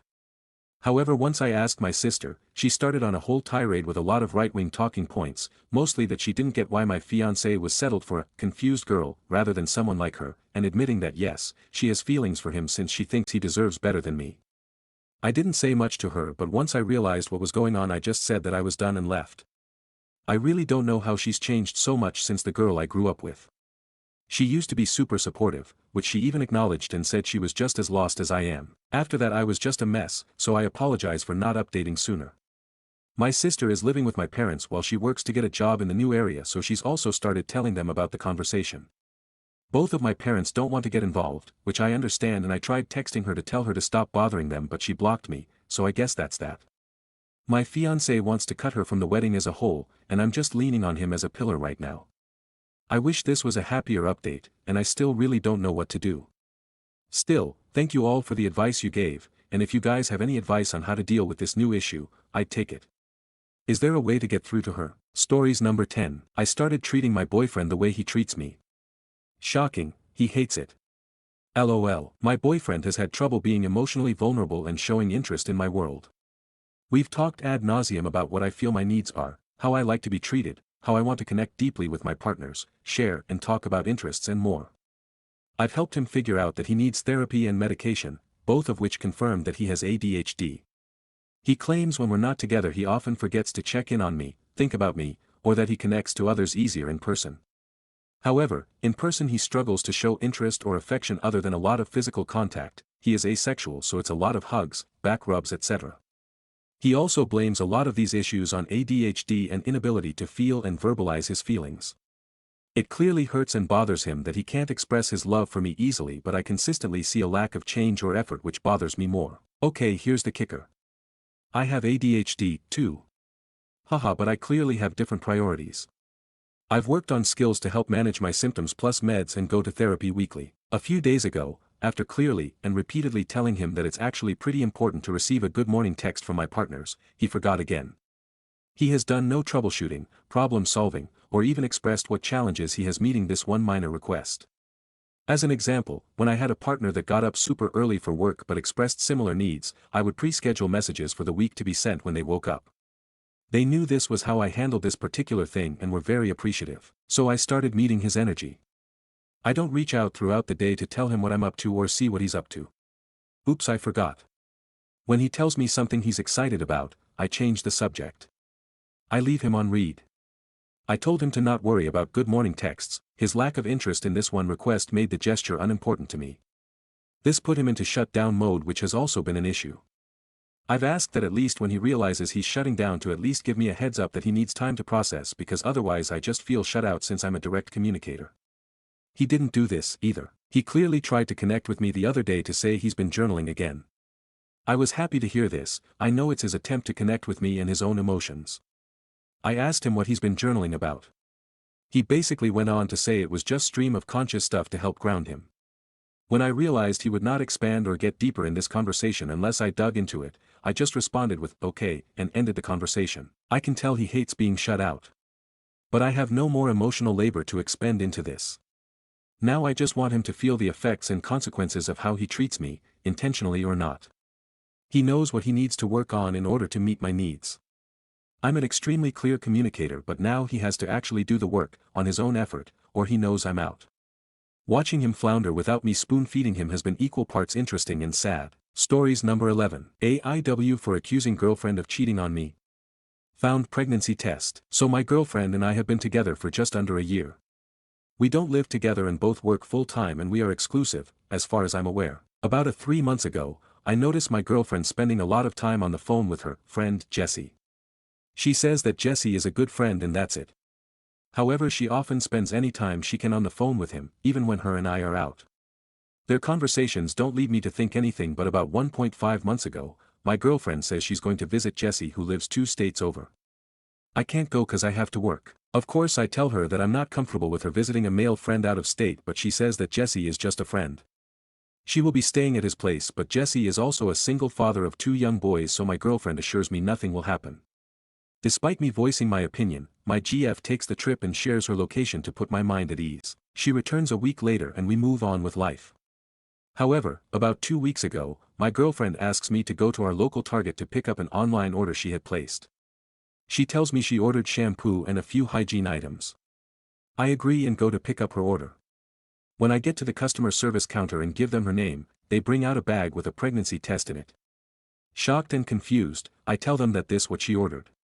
I check the name and phone number attached to the bag and find it matches my girlfriend's number, so it couldn't have been another girl with the same name. They bring out the bag with the items she told me to get and I leave without asking more questions about the pregnancy test. Shocked and confused by this cause there was no real way that I could have potentially impregnated her. We use protection. I later ask her why there was a pregnancy test at Target in her name. At first she says she has no idea and she did not order a pregnancy test. I asked her to show me her Target app to prove it and she says that it was probably her sister, since her sister uses her Target account to order things sometimes. She also claims that women sometimes use pregnancy tests to regulate their PMS or for other things other than to determine if they're pregnant. I don't know shit about how this works, but she assures me that she's not pregnant and that test wasn't a sign of her cheating when she was on a trip. The other night we go out to dinner and she makes it a point to prove that she isn't pregnant by ordering a few cocktails. Am I wrong for accusing my girlfriend for cheating on me while she was away? I'm so paranoid but also don't have real proof that she did. Edit. Needed to clarify the part about the pregnancy test, that the pregnancy test was part of a separate online order. She asked me to pick up her online order at Target, which she said consisted of shampoo, deodorant and some lotion. When I went to the counter and told them her name, they brought out the bag with the pregnancy test. I said this isn't what she told me was her order, so they checked again and brought out the second bag with the right stuff as previously mentioned. After checking the info off both bags, I confirmed that both orders were under her name account, so I believe she secretly placed an online order for a pregnancy test and planned to get that later while asking me to get her shampoo. The pregnancy test was not in the same bag as the stuff she asked me to get. Update. I never saw the pregnancy test after that, so I don't know if that truly was an order she made by mistake or if her sister used her Target account to order that got herself. However, I did bring up the fact that her sister lives about 20 minutes from her and has a Target much closer to her, so why would she place an order for a pregnancy test and have the pickup location further from her house? Even if her local Target was all out, I find it hard to believe that her sister would order a pregnancy test under her account and pick it up near her house. Comments. Commenter 1. Sure, the pregnancy test could have been placed in her order by error, but then she'd have just shown you the app to prove she didn't order it and wouldn't have blamed her sister. She also wouldn't have lied about women using pregnancy tests to regulate PMS. This is absolutely not the truth and you should be insulted by this lie. The only thing pregnancy tests are used for is to determine if women are pregnant. That's it. She has changed the story like 5 times, and you want to believe her so much that you are starting to believe her. Her having cocktails proves nothing except that the pregnancy test was negative. She went to stay with Jessie despite your reservations about it, lied about the pregnancy test, and is making you think you are paranoid for thinking she cheated, without protection, probably. Commenter 2. Women use birth control to regulate periods, not pregnancy tests. Commenter 3. The pregnancy test isn't a sign of her cheating, but her reasoning is. Pregnancy tests don't regulate anything. Her changing stories and excuses are all you need to hear to know she is hiding something from you. Update. Thank you all for those that commented on my post yesterday concerning my girlfriend and my belief that she cheated on me. TLDR, GF went to visit a male friend in a different state despite my protest. About a month later, I find out she secretly bought a pregnancy test. She claims she doesn't know where it came from. I let it go and we move on. So as an update, I realize that although my GF and I have protected sex, the chances of me getting her pregnant is possible. However, I strongly believe that despite our intimacy, I couldn't have possibly impregnated my GF. Not to be disgusting and personal, but I never finish inside of her because I want to reduce our chances of having kids until we're both ready. That's why when I saw the pregnancy test, I immediately thought she cheated on me. Anyways, I went into a panic last night after hearing all the comments and freaked out, so I went to her apartment while she was at work. She gave me a key, and I found her iPad. I tried using her birthday as the password and to my amazement it worked. I immediately go through her messages and find evidence that she in fact had sex with her friend Jessie. I'm honestly so devastated by this, and I've been such a nervous wreck since last night. I haven't ate and I've barely slept. Yes, I know what I did. Secretly going through her iPad and messages was wrong, but I had to know if she was cheating on me and if that pregnancy test she secretly ordered was cause Jessie may have knocked her up. Now I'm waiting to confront her, but I honestly don't know how. How do I tell my GF that I know she cheated? Am I wrong for going through her iPad and messages? Part of me feels wrong for this, but you have no idea how much it hurts to know she did this. She was my first real GF in a long time, and now I feel like an afterthought. Edit, as far as I know, she is not pregnant. She wanted to prove this by having a few cocktails when we went to dinner last week. There's no baby involved, thank God. Comments. Commenter 1. Not wrong. The pregnancy test, and her preposterous answers to your questions about it, caused enough concern to do some digging. Just say to her, I know, leave, and block. Update. TLDR version, GF took trip to see male friend, but I later find out that she secretly bought a pregnancy test. Later found out through text messages that she has sex with him while on the trip. So last night, I told my GF that I needed to talk to her. At first she kept saying she was busy, but I insisted on seeing her in person, so she finally said to go to her place around 8 p.m. I go over and I reiterated how ever since she got back from her trip, things have felt weird. She claims I'm the one who's making things weird by believing that she cheated on me. She continues to claim that the pregnancy test was not hers and that her friend Jessie was just a friend and they just hung out. I then proceed to tell her how I know she cheated because I saw the thread in her messages. You came here without me knowing and went through my personal messages. That's so messed up and creepy, to be honest. She says. We got into a slight argument as I told her that my suspicions were correct and she was trying to deflect the conversation. I asked her to give me her phone and I'll show her all the messages I saw, which were very clear and explicit. Of course she refuses and says, we are not married. We don't live together. You don't own or control me. While I agreed with her on that part, I decide to end things quickly and simply put her copy of her keys on her coffee table and tell her, you cheated. Plain and simple. Goodbye and good luck.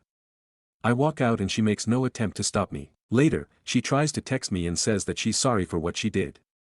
At first, she claimed that Jessie was an old boyfriend that she never told me about and that they dated years ago before she met me and that he moved away several years ago. She claims that the messages I saw were old conversations they had, but I quickly told her that was obviously not true. She swears that she didn't mean to cheat and that Jessie must have gotten her drunk and it led to sex. She assures me that she is not pregnant with anyone's baby. I told her, that's good cause I don't want anything else tying me to you. I wished her good luck again and I haven't heard from her since. Personally, I'm relieved, but I'm so upset and devastated by all this. I spoke with my friend Eric, who told me that he had an ex that cheated on him too, but she later tried to contact him years later when the dude she cheated on him with turned out to be a bum. Hoping I can move forward from this. Thank you all for your input. Am I wrong for anything I did or the way I acted in this? Comments. Commenter 1. Quick and clean. Good job. No need to hash it all out or look for an apology. Just end it. BC she cheated. Done. Stories number 12. My wife returned from a work retreat with a hickey. She swears it's a bug bite, but I'm not convinced. I'm at loss. How do I move forward? I'm 27M, in a fight with my wife, 28F. We've had fights before but not this bad. I'm at a loss on how to proceed. For context, we're college sweethearts married for almost 6 years. We have a daughter, 4F. Our relationship was never perfect or without challenges. We've faced some family opposition with cultural differences, but we've made it work. She's my first love and my best friend. My wife works in corporate. Her job has annual work retreats that last for about a week. This year was in Vegas. I usually arrange my work schedule and tag along with her, and we make our own trip out of it. We couldn't this year. Our daughter gets major anxiety traveling long distances. We're working on it, but she wasn't budging, and we decided to choose our battles. So I stood behind and held down the fort at home. The change of plans was a bummer because the trip was part of us reconnecting as both a couple and as a family. My wife's work hours have taken a toll, and her work-life balance leaves much to be desired. We entertained the idea of her skipping the retreat. Attendance is optional, but it's generally frowned upon if you don't, and my wife's making connections in her field. She grew increasingly weird. We have a system if either of us is away for extended periods. We keep in contact. For the first day or so, she was herself, but she grew distant. I'd even text her about important stuff and be left on read while she claimed she never saw my text. Whenever we talked, she was rushing me or our daughter off the phone. These were all times she wasn't involved in retreat activities. We were supposed to have a mini birthday celebration for our daughter over FaceTime. Our daughter was excited. It was something my wife promised her because the retreat overlapped her actual birthday. But my wife backed out because she had people up to her room after a seminar. It was like she wanted my permission to break her promise to our daughter. I told her I wasn't offering that nor making her keep her word. She said I wasn't being fair, and this was a networking opportunity. They were business-oriented and wouldn't understand her stepping away for family time. I said her decision is her decision, but she'd have to explain it to our daughter. She promised her that she'd rain-check the following day. Our daughter didn't understand and cried. My wife ended up hanging up and leaving me to comfort our daughter alone. That whole incident rubbed me the wrong way. I didn't like it. She didn't keep her word for the rain check either. She was documenting the retreat on social media. One coworker, 23M, was almost in every pic video attached to her hip. In one pic he had his arm too comfortably around her IMO. He's a recent hire in my wife's department. She was asked to oversee him. I don't like the guy. He doesn't know boundaries. Once, in response to a work assignment, he texted my wife that she's exactly the kind of woman he needs to keep him in check. My wife had brushed it off. She feels bad for him because he's not fitting in. She took him under her wing during his first retreat with the team. If I'd questioned, she'd say she was tired or networking. There was always something. But I've seen her at these retreats. This wasn't like her. She was just off. The day before her return home, she complained about a bruise on her neck.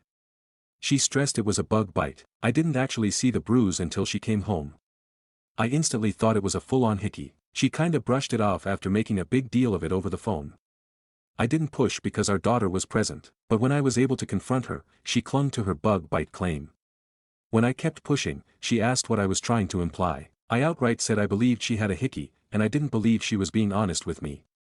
We had it out then. She was offended and pissed at the accusation. Infidelity has always been a sore topic. Her family has a history of infidelity, so we had a pretty bad fight, and she accused me of looking to pick a fight due to the incident with our daughter's birthday. I told her it had nothing to do with that and everything to do with a hickey on her neck. The fight ended in an impasse. We're still not recovered. She swears it's a bug bite. But I'm not convinced. I've always trusted my wife. I never doubted her, but this bruise doesn't look like a bug bite. It looks like a hickey. I only feel more strongly when I consider how distant and weird she was during the Vegas retreat. Now she's wearing turtlenecks ever since, and we're caught between arguing and her dousing our daughter and me with affection. Communication usually prevails for us, but not now. I think my accusation pushed us to a new level of argument. I'm at a loss here. I really need outside perspectives.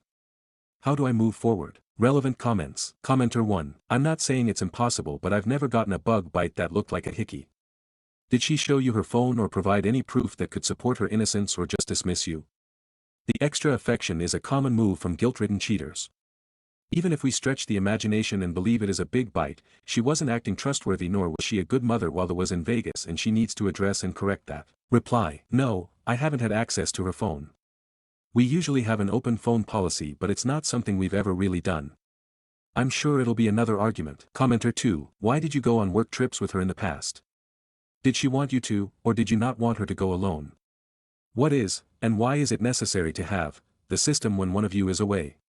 Whose idea was the FaceTime birthday celebration? Did she not talk to the daughter at all on her birthday or just couldn't do the FaceTime celebration? Reply. Work-life balance was an issue, so she'd invite me on the retreats. The system is for an extended periods away from each other, like how long the retreat was.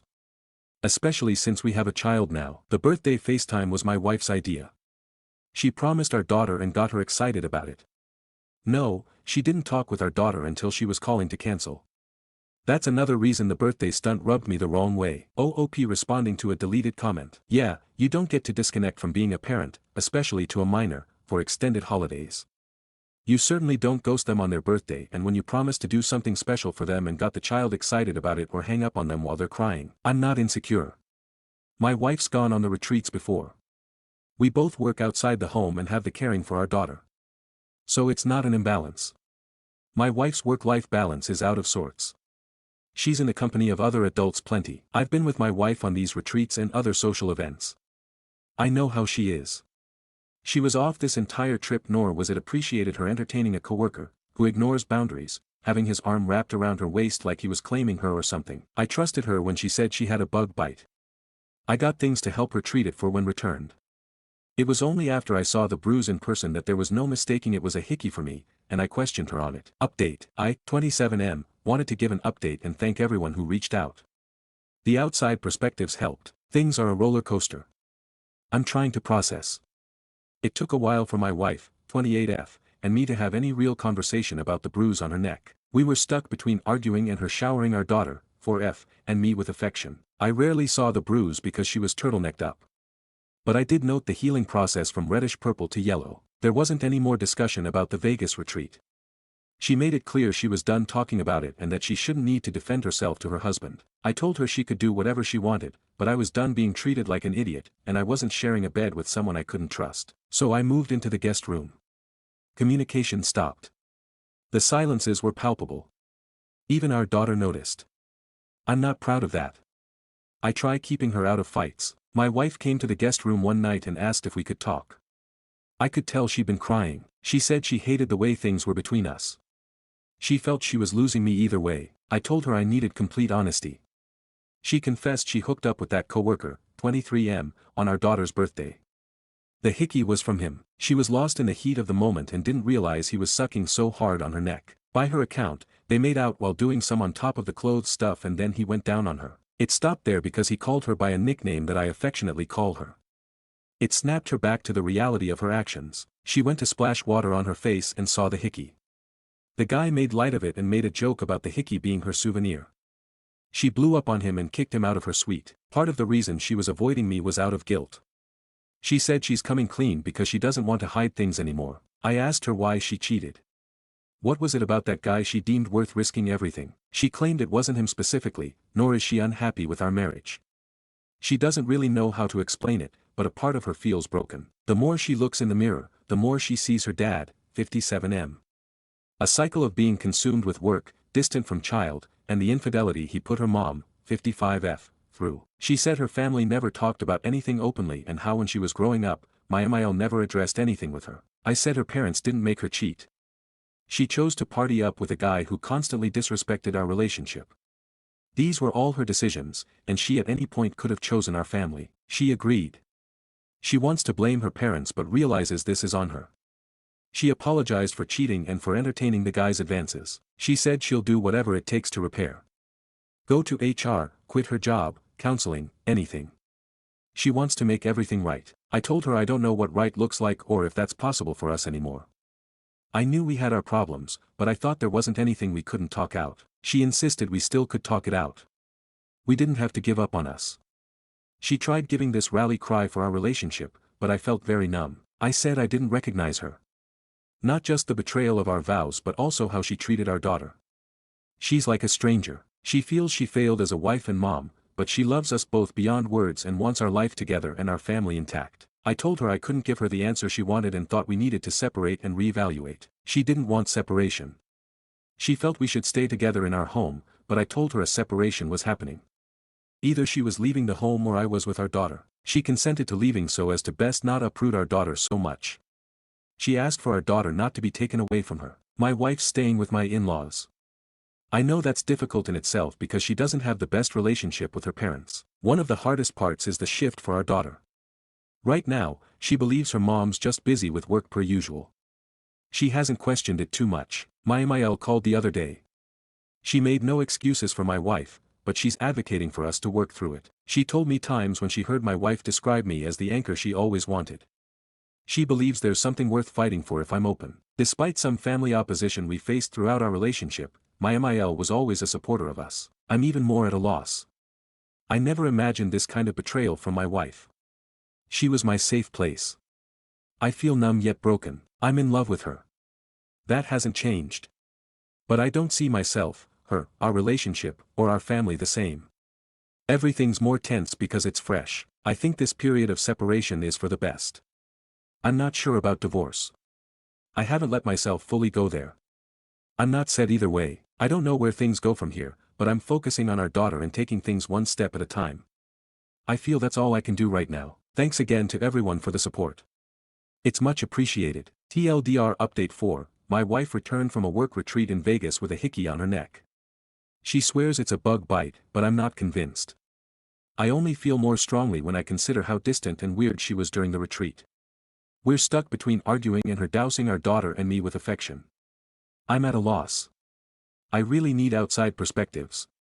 How do I move forward? Relevant comments. Commenter 1. It was already established that there had been line crossing with the coworker prior to the trip, even if it wasn't physical yet.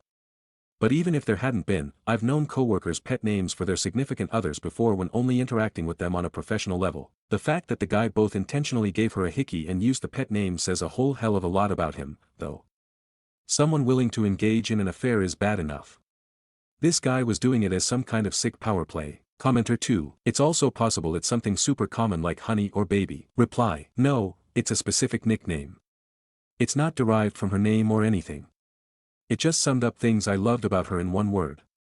Apparently he turned it into a sexual context. Commenter 3. One question, how close was the colleague to her to know her nickname that you use? And why did she let him this close to her literally and figuratively? Reply. At the time, I knew they had a friendship. She was asked to mentor him as he joined her department. So she took him under the wing and was supposed to be showing him the ropes. They would text and stuff and he would cross boundaries.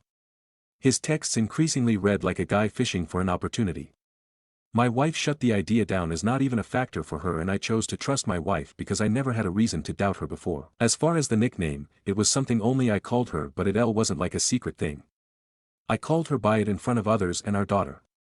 She claims the guy overheard me say it when she had me on speaker once and he asked her about it after. Update 2. Thank you again to everyone. I, 27M, couldn't respond to every message, but everything's appreciated. I wanted to provide an update. Things have been a little chaotic with the new status quo after my wife's, 28F, affair, but I'm taking everything one step at a time. My wife and I explained the separation to our daughter, 4F, in simple, concrete terms and reassured her that we both still love her without going into the reasons behind the separation. Our daughter's always been an observant kid, but I don't think the separation has hit her yet. She doesn't see the difference between her mom not being home and her usual busy with work. During visits, she's more distant towards her mom and clings to me. My wife attempted to play with her on this toy set, but our daughter wasn't having it and shouted at her mom that she didn't want to play with her. The disconnect between my daughter and wife hurts in a way I'm still processing. I knew my wife's work-life balance took its toll. Pre-Vegas, we were supposed to be working on reconnecting, but just how fractured things are is a lot more apparent. Our daughter interacts very little with her mom and becomes quiet around her like she does with strangers. I feel at her age we, as her parents, should be who she's closest with and not this disconnected from her mom. Their dynamic is something I've been reflecting on. My main focus is making sure my daughter's okay through all of this. As far as between my wife and me, she's advocating for us to reconcile. She's expressed she wants to work on our marriage not solely for our daughter but because she loves me. Her rally cries for our relationship are still falling flat for me. I can't give her what she wants right now.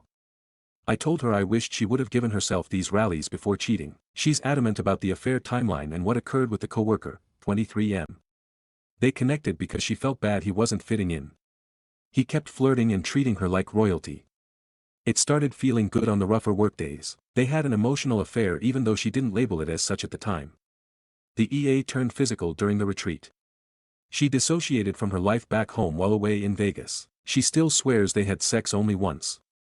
The hickey came from foreplay, and while giving her oral, he called her my nickname for her, which shook her out of it. She snapped at him about his immature attitude with the hickey and then kicked him out of her suite. She thought she could quietly end things and salvage our marriage. I asked her if she wore her wedding ring during sex with him. She confessed that she did. Knowing this hurts like hell. To me, our wedding rings were a physical symbol of our love, commitment to our vows, and our bond. She tarnished our rings. I haven't been able to wear mine. It never hurts any less.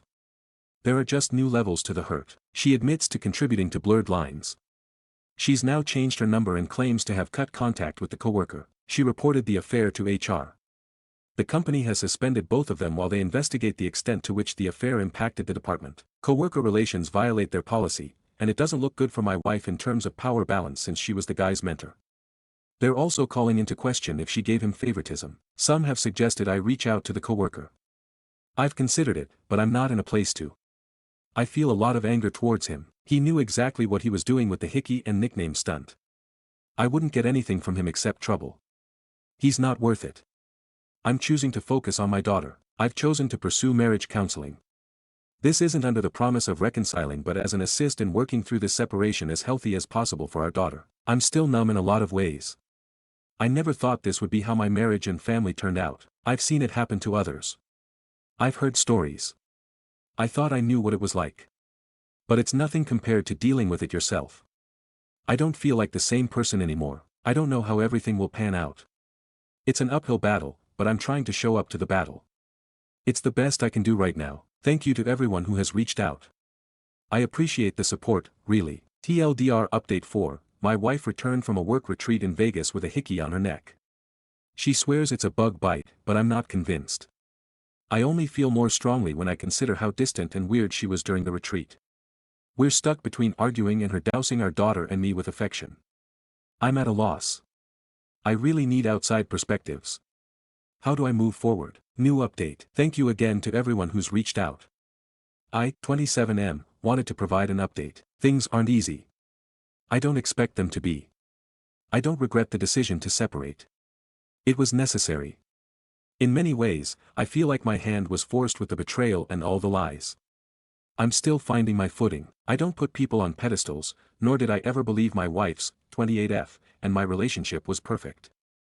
I just didn't think we'd end up like this after all this time together. While HR were still conducting their investigation on my wife and the coworker, 23M, my wife resigned. Apparently she received pushback. Some of the top brass were pulling for her to stay on. I wasn't too surprised because she's always been a yes employee who gets the job done. She worked with the company back as an intern in college. She said she wants to prove that she's taking every possible action in cutting ties with the guy. I don't know what the investigation result was for him. I don't care, TBH. It's not a concern of mine. We've officially begun marriage counseling. It's a new experience overall. I didn't know what to expect. We're mostly discussing our relationship's journey up to now, the affair, and what we want from counseling. My wife's position on how the affair began remains consistent. She can't really explain it precisely. She wasn't unhappy with me, but a part of her feels broken. The undivided special attention became like a drug to her. The convo kind of shifted to my in-laws, 57M55F, my wife's family life, and the impact of my FIL's infidelity. She believes she's a reflection of her dad and how she is as both a parent and a spouse. As a parent, she tried convincing herself she was better than him by showering our daughter, 4F, with gifts in light of her lacking presence. As a spouse, she tried convincing herself she was better because the affair wasn't physical pre-Vegas. She thought as long as they didn't do anything physical, then she was better than her dad. That was something she told her affair partner while in Vegas actually. They could hang out as long as it didn't turn physical. I feel like she had so many chances to choose differently. To choose us and our family, but she tossed our daughter and myself to the train tracks. Our relationship wasn't enough to stop her, our wedding rings weren't enough, and our crying daughter wasn't enough. She chose herself every time. She was selfish. She mentions the nickname thing, making her snap back to reality as if it's supposed to make me feel better. It doesn't. I believe she only stopped at oral because she got off and had no more need to go further. I wasn't on her mind. Telling me that I was is like trying to put a band-aid on a gunshot wound. I didn't plan to say half of everything I did, but there was no going back once the door was opened during my turn to talk. She agreed and said she has no excuse for her actions. It's not her parents, it's just her. She swore that she loves me and our daughter and wants to fight for our family. I told her that the "I love yous" felt hollow now. She shut out our daughter and myself to give an intimate part of herself to her coworker. She said she realizes how much larger than just the affair our problems are.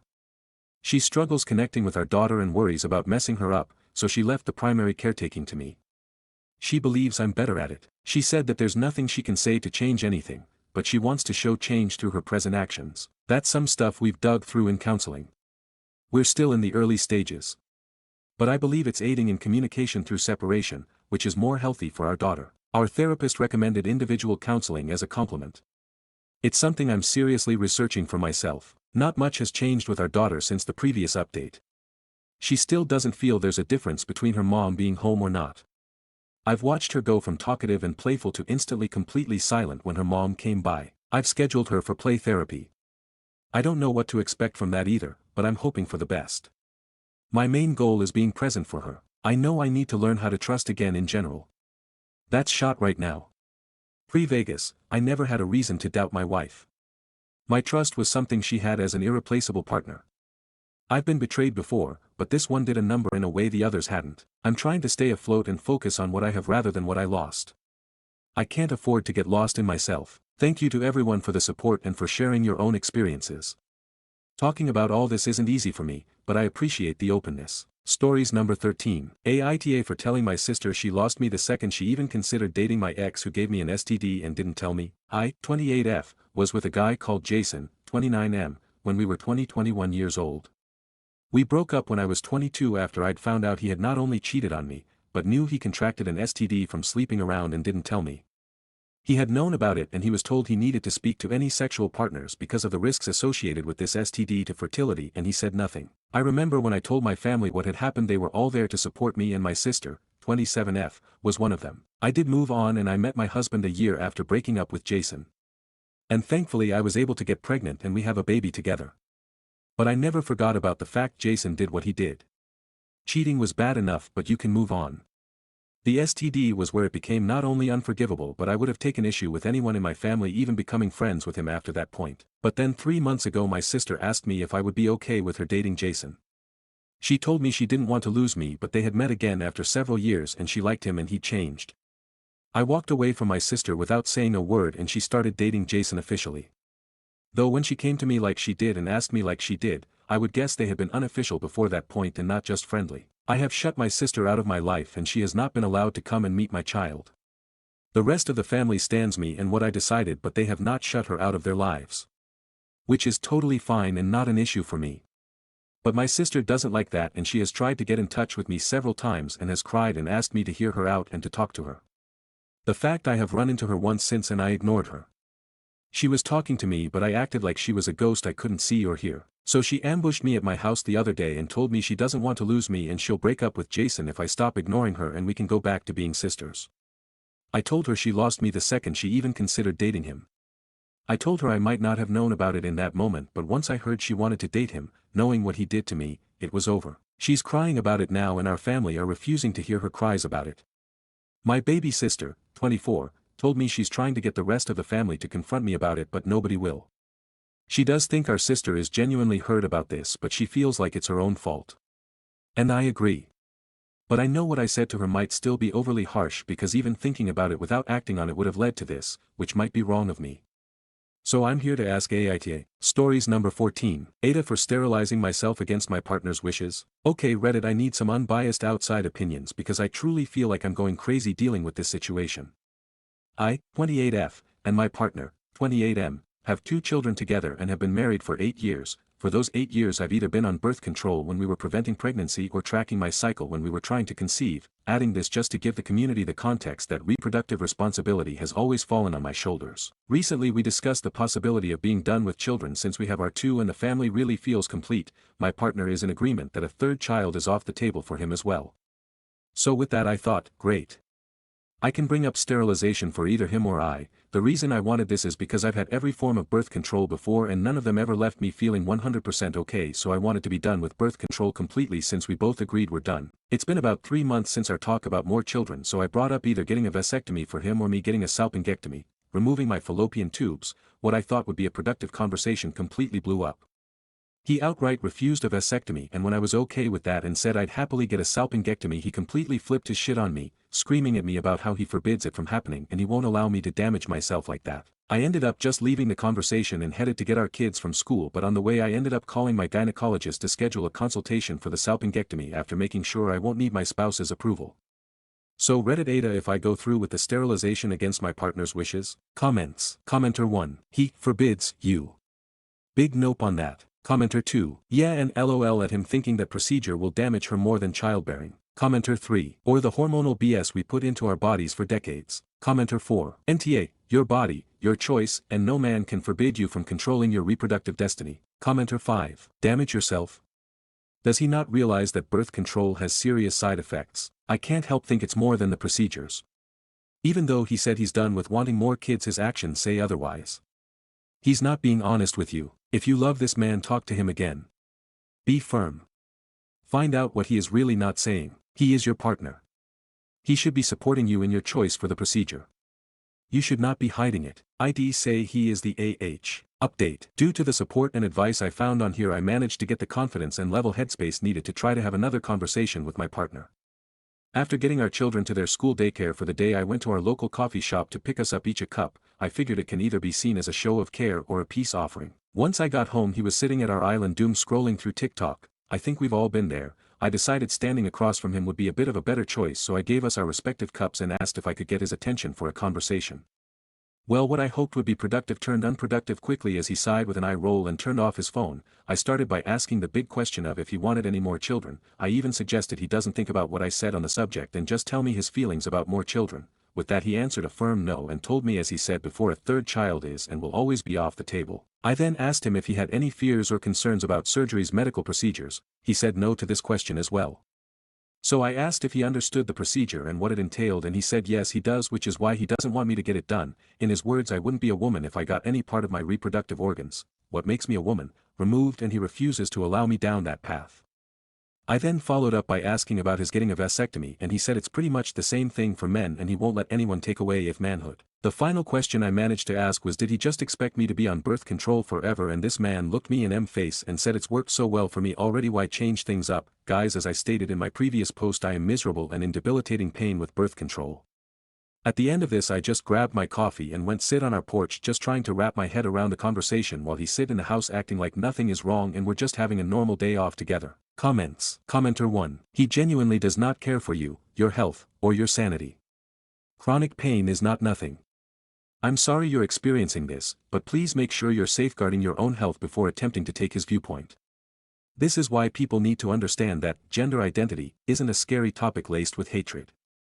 People just want to keep pushing the gender roles our grandparents had. This man genuinely thinks that him getting a vasectomy makes him less of a man and that his wife shouldn't have a QOL procedure. I could see a sliver of a possibility of him having a point if both of y'all wanted kids, but y'all don't. NTA, and definitely recommend getting the procedure anyways. You shouldn't be suffering on pills and hormones for him to be comfortable in your own skin. Commenter 2. As a guy, I can't comprehend doing anything that would bring my partner pain or could lead to her dying quicker or first. It makes me so sad and miserable to know that so many other men cause this and are just okay with it. Or not even aware of the pain and suffering they're causing. I'm not even married to my partner yet. But I love her and would do whatever is necessary to make sure that she can live the happiest and healthiest life possible. It makes me so infuriated to know that so many other men don't think this way or even consider it. I mean shit, look at how many men treat their partner when they're on a period like a leper.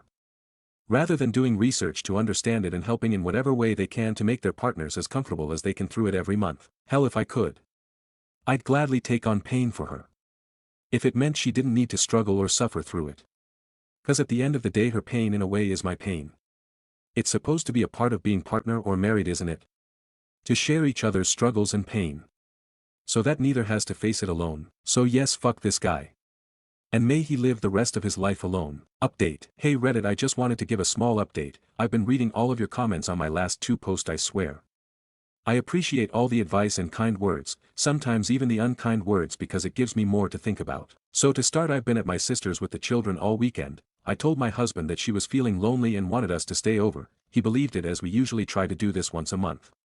I called off of work Monday so my sister and I can meet with the divorce lawyer that handled her divorce. I'm unsure if divorce will be the path I go down, but I want to get my ducks in a row before laying it all down for my husband. Also, I would like to answer some questions that I saw a lot of in my last post. Yes, I still plan to go through with the sterilization. I absolutely don't want any more children, even if this ends in divorce.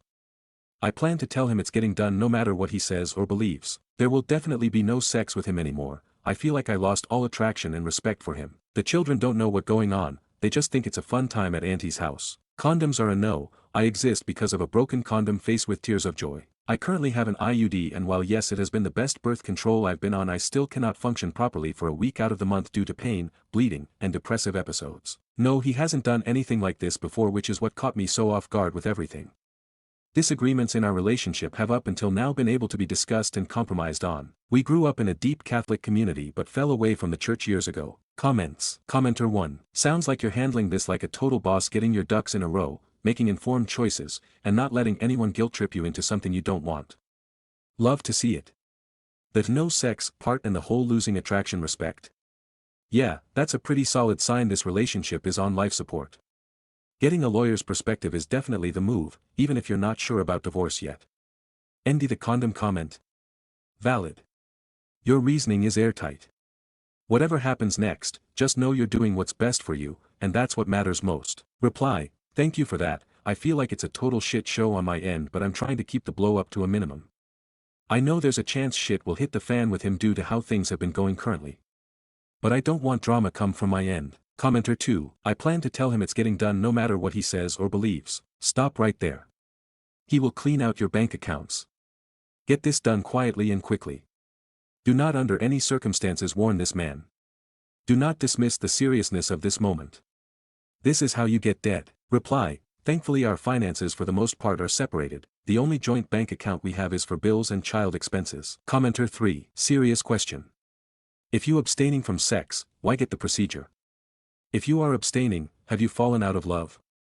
Is that the reason for the lawyer? Reply, I want the procedure for myself no matter my relationship status, I want to be done with birth control without a chance of children no matter where the future takes me. As well as the fact that this procedure reduces the risk of cervical cancer significantly, which it's common in my family, so that's a plus.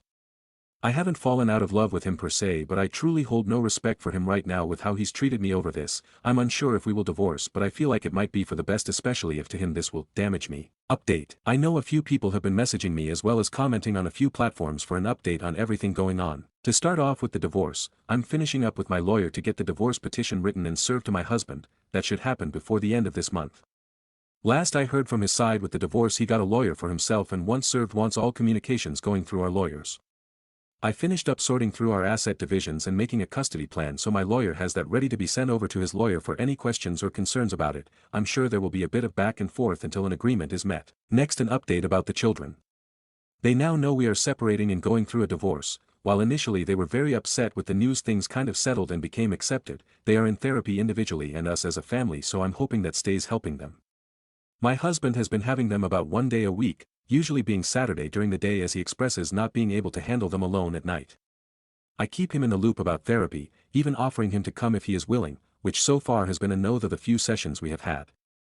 I also make sure he knows that he is welcome to have the children more than just a day. I'm hoping he comes around to co-parenting a bit better because I know the kids do miss him.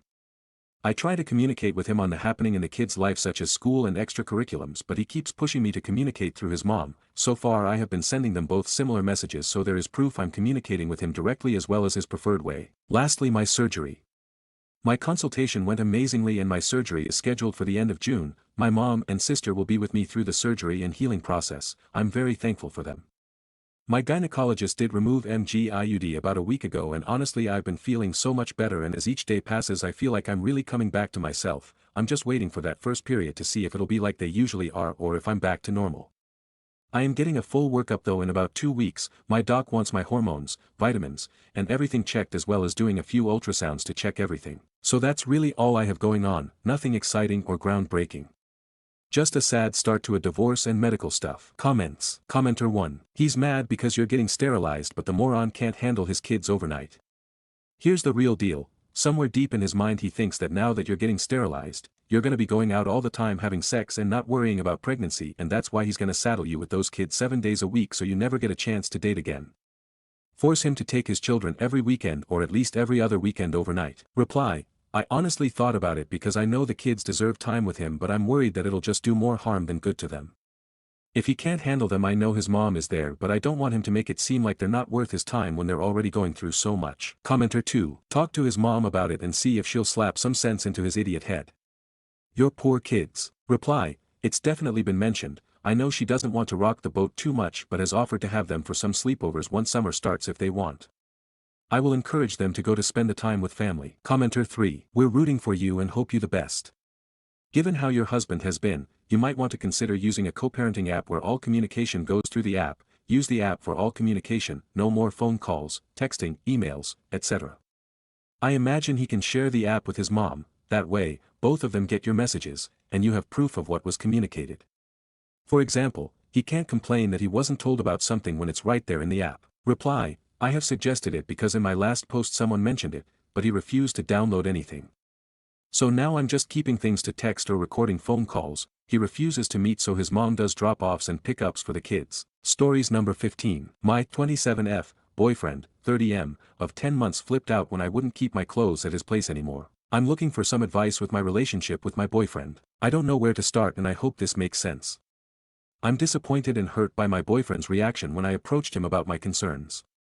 Please know I'm not the petty type, nor do I ignore issues or problems. However, I make every attempt at being civil and calm when I do air any concerns. We each have our own place. A few months back my BF suggested I could keep some of my personal belongings at his house. I.e. a toothbrush, spare undies, 2 pairs, and PJs, long sleeve and pants. It made it easier in the sense that I didn't have to pack those items for when I stayed over. I stay over every other weekend. However, I've noticed that when I use my PJs or undies they will stay in the hamper until I sleep over again. The first time washed our clothes at his place he said he meant to do them but forgot. I said no problem. But if you don't want to do them it's not a big deal, I'll just take my clothes home. He said it wasn't and agreed it's kind of gross to keep clothes around for 2 weeks unwashed. Nothing changed after this conversation and this continued for a few more weeks. Except he noticed he wasn't washing his clothes either. Yesterday I became agitated that I was washing both of our dirty clothes every time I'd stay over. My time went from being with him to being with his washer and dryer while he's raiding or gaming with his friends on his PC. Normally this type of thing wouldn't bother me, but it's 2 weeks worth of his clothing plus the PJs and undies I wore the last time I was there. I ended up bringing all my clothes home. As soon as he noticed my clothes were missing he flipped out. He accused me of leaving him, not the case at all. I waited until he was done yelling and in a soft calm voice explained to him that I didn't want to leave my clothes there anymore because they are always dirty and I wanted to clean them. Furthermore, it wasn't fair of him to expect me to wash all of his clothes when I'm there. I told him when I come over is like us to hang out but find it difficult when I'm washing all his clothes. He went on about having to work all the time. He works 10-hour days 4 days a week, while I only go to school. I'm in a full-time post-grad program.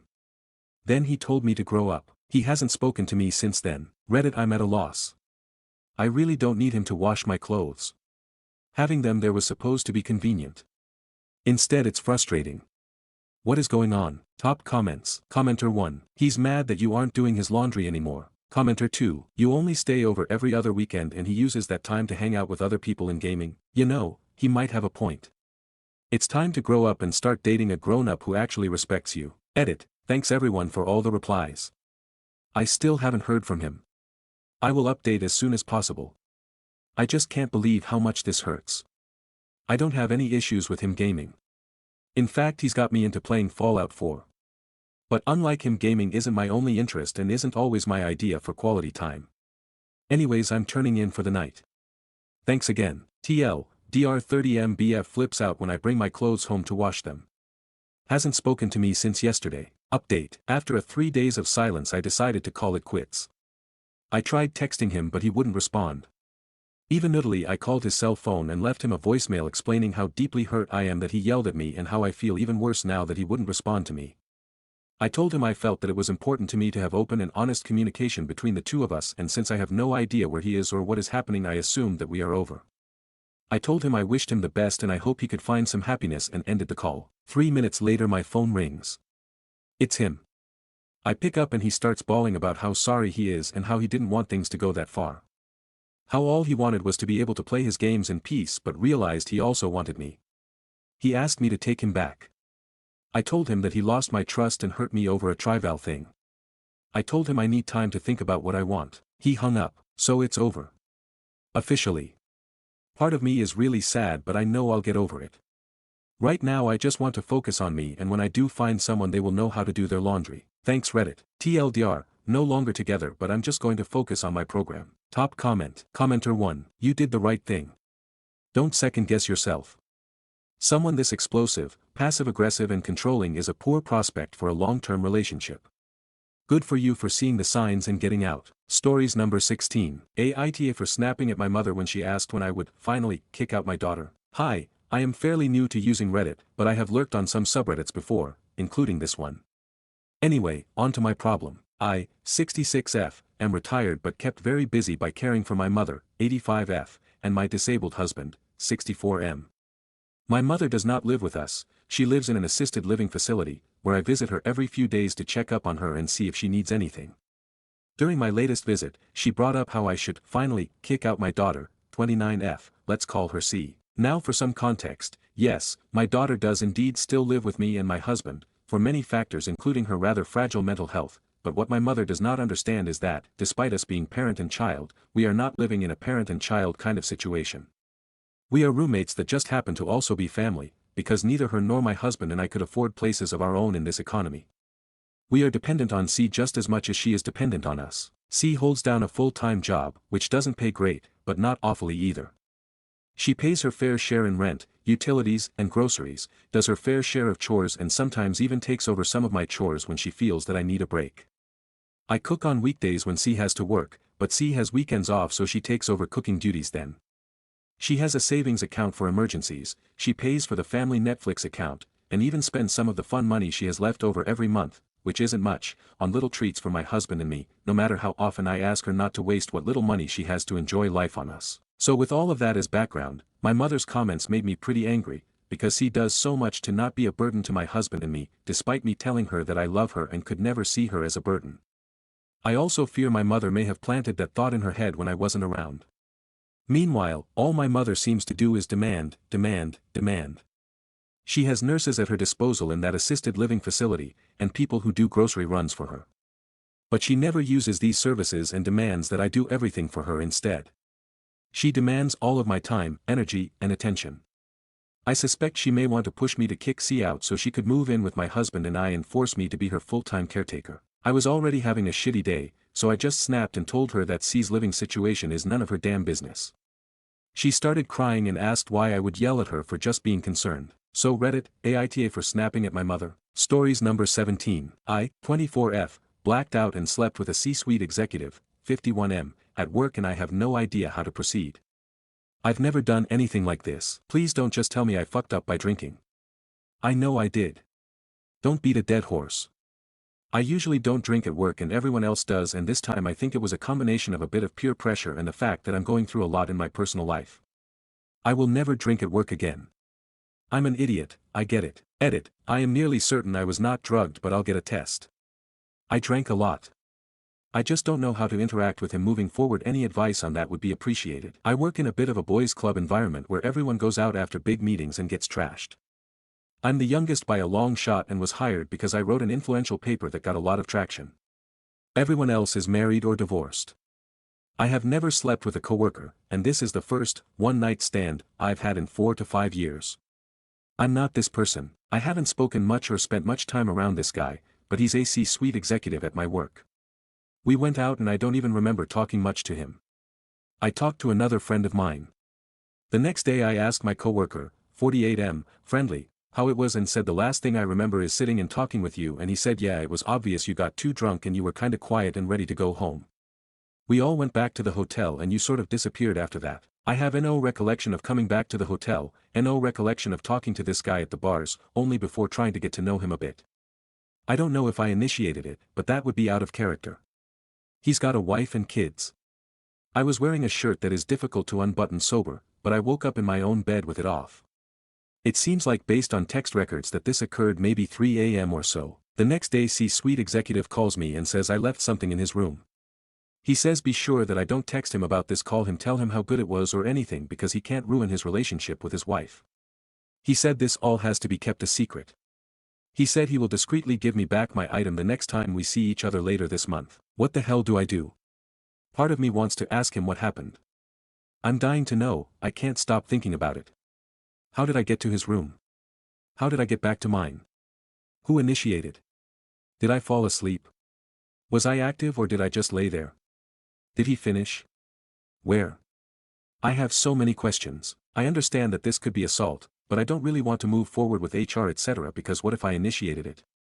I don't want to ruin his life and I don't want to ruin my reputation. What if he hates me after this or doesn't see me as worth anything professionally? I think it will be easy to keep this quiet and sweep it under the rug, but I don't know how to interact with him. Is it a bad idea to ask him what happened and all those other questions? I am mostly just embarrassed and sad that I don't know what happened, but I don't feel violated. I know I wouldn't have made that choice sober, but there's no evidence of violence or force, so it's my own drunken mistake. I was trying to get to know him a bit since we have never spoken and he is influential in our industry, so maybe he mistook it as flirting. Stories number 18. Aita for refusing to continue being the one supporting my son's participation in a sport he is not that enthusiastic about, but my wife is. Burner for privacy. My wife, 40F, grew up as a competitive athlete, squash, playing through college on an NCAA championship team. Her whole family is very into competitive sports. I, 47M, on the other hand, never had much interest. That's not to say that I was a couch potato. I was and have always been a frequent gym goer and into road cycling and skiing, for fun, not competition. We have a son, 11M. My wife put him into squash lessons clinics starting at age 7. She's now started signing him up for tournaments.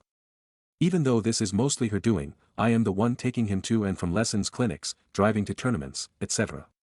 I'm also essentially the person financially responsible for our entire lifestyle. With my separate money I bought our houses, cars, pay all the utilities, insurance, school tuition.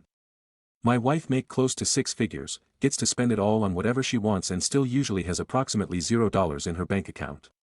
I'm not complaining about this, my income and wealth is multiples of hers, but this will be relevant later. I've noticed that our son seems kind of down when I have to take him to squash and more down after he's done it. He has a lot of other interests, he loves coding, he plays guitar, he likes to ski, he likes bouldering, and between that and school, he is a conscientious and good student. Time is very scarce. The same is true for me. But both my son and I are finding our ability to do these other activities is being interfered with by my wife's insistence about how much time goes into squash. I should say that my son is okay at it, but he is never going to play Division I college, so it's not like college admission scholarships are in play here. I think it is great if he can play the game socially later in life, but he could achieve that spending 25% of the time on it that he does. And certainly, we wouldn't need to burn whole weekends on tournaments. I've asked my wife to pick up more of the slack for shuttling him to squash stuff, but she always says she has work she needs to do that makes it impossible. Recently, my wife signed him up for a tournament which conflicted with a bouldering event he wanted to do. He was sad.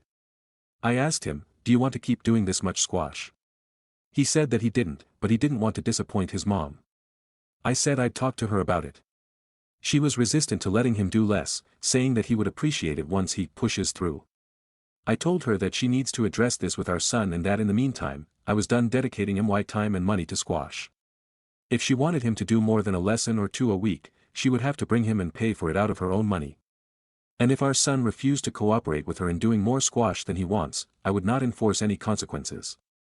She says that it isn't fair, she doesn't have the same money or time available that I have. I said, if you feel this passionate about our son's squash, then you need to put your money and time where your mouth is and not just decree that our son needs to do it and I need to be the chauffeur. She thinks I am being an asshole about it and abusing my greater wealth and more flexible schedule. Actually it is not more flexible, I am just way more efficient at getting work done and being able to work hunched over a laptop at the squash courts, to get what I want. Wondering what the collective wisdom of the Reddit crowd thinks. Update, Aita for refusing to continue being the one supporting my son's participation in a sport he is not that enthusiastic about, but my wife is. TLDR of original, my wife has pushed my son to play competitive squash, as she did as a kid. The cost and time of dealing with clinics and tournaments, though, has fallen on me. My son has a lot of other interests and he is sad that squash is crowding them out. I told my wife that I wasn't going to spend time and money on squash, when I feel that it would be better for our son to do less of it. Update, as I anticipated, when I pulled my money and time from supporting squash, she was either unwilling, my view, or unable, her view, to step up. Obviously, I saw that as a good thing, since I feel my son wants, appropriately, to do less squash and more of his other interests, bouldering, skiing, guitar being the 3 big extracurriculars. But in the hopes of getting to a more consensual outcome, I told my wife that I would continue to take my son to 1 clinic and 1 lesson a week, no tournaments, for the interim. If she agreed to go to a bouldering session, to the drop-off or pick-up of a ski lesson, we go to a vacation home to ski over our spring break in March, just happened, and to a guitar lesson and at each to speak to the instructor to get their perspective on our son's interest and aptitude. Then she could compare it to how he seems to feel about perform in squash. She agreed, and now that we are back from skiing, she's done all 3. The result was pretty much as I expected. All 3 teachers mentioned that he seemed incredibly passionate about the activity and that he was extremely coachable. The bouldering and ski teachers were clear he is probably not going to be some sort of champion, aptitude-wise, though the guitar teacher calls him one of his most talented students.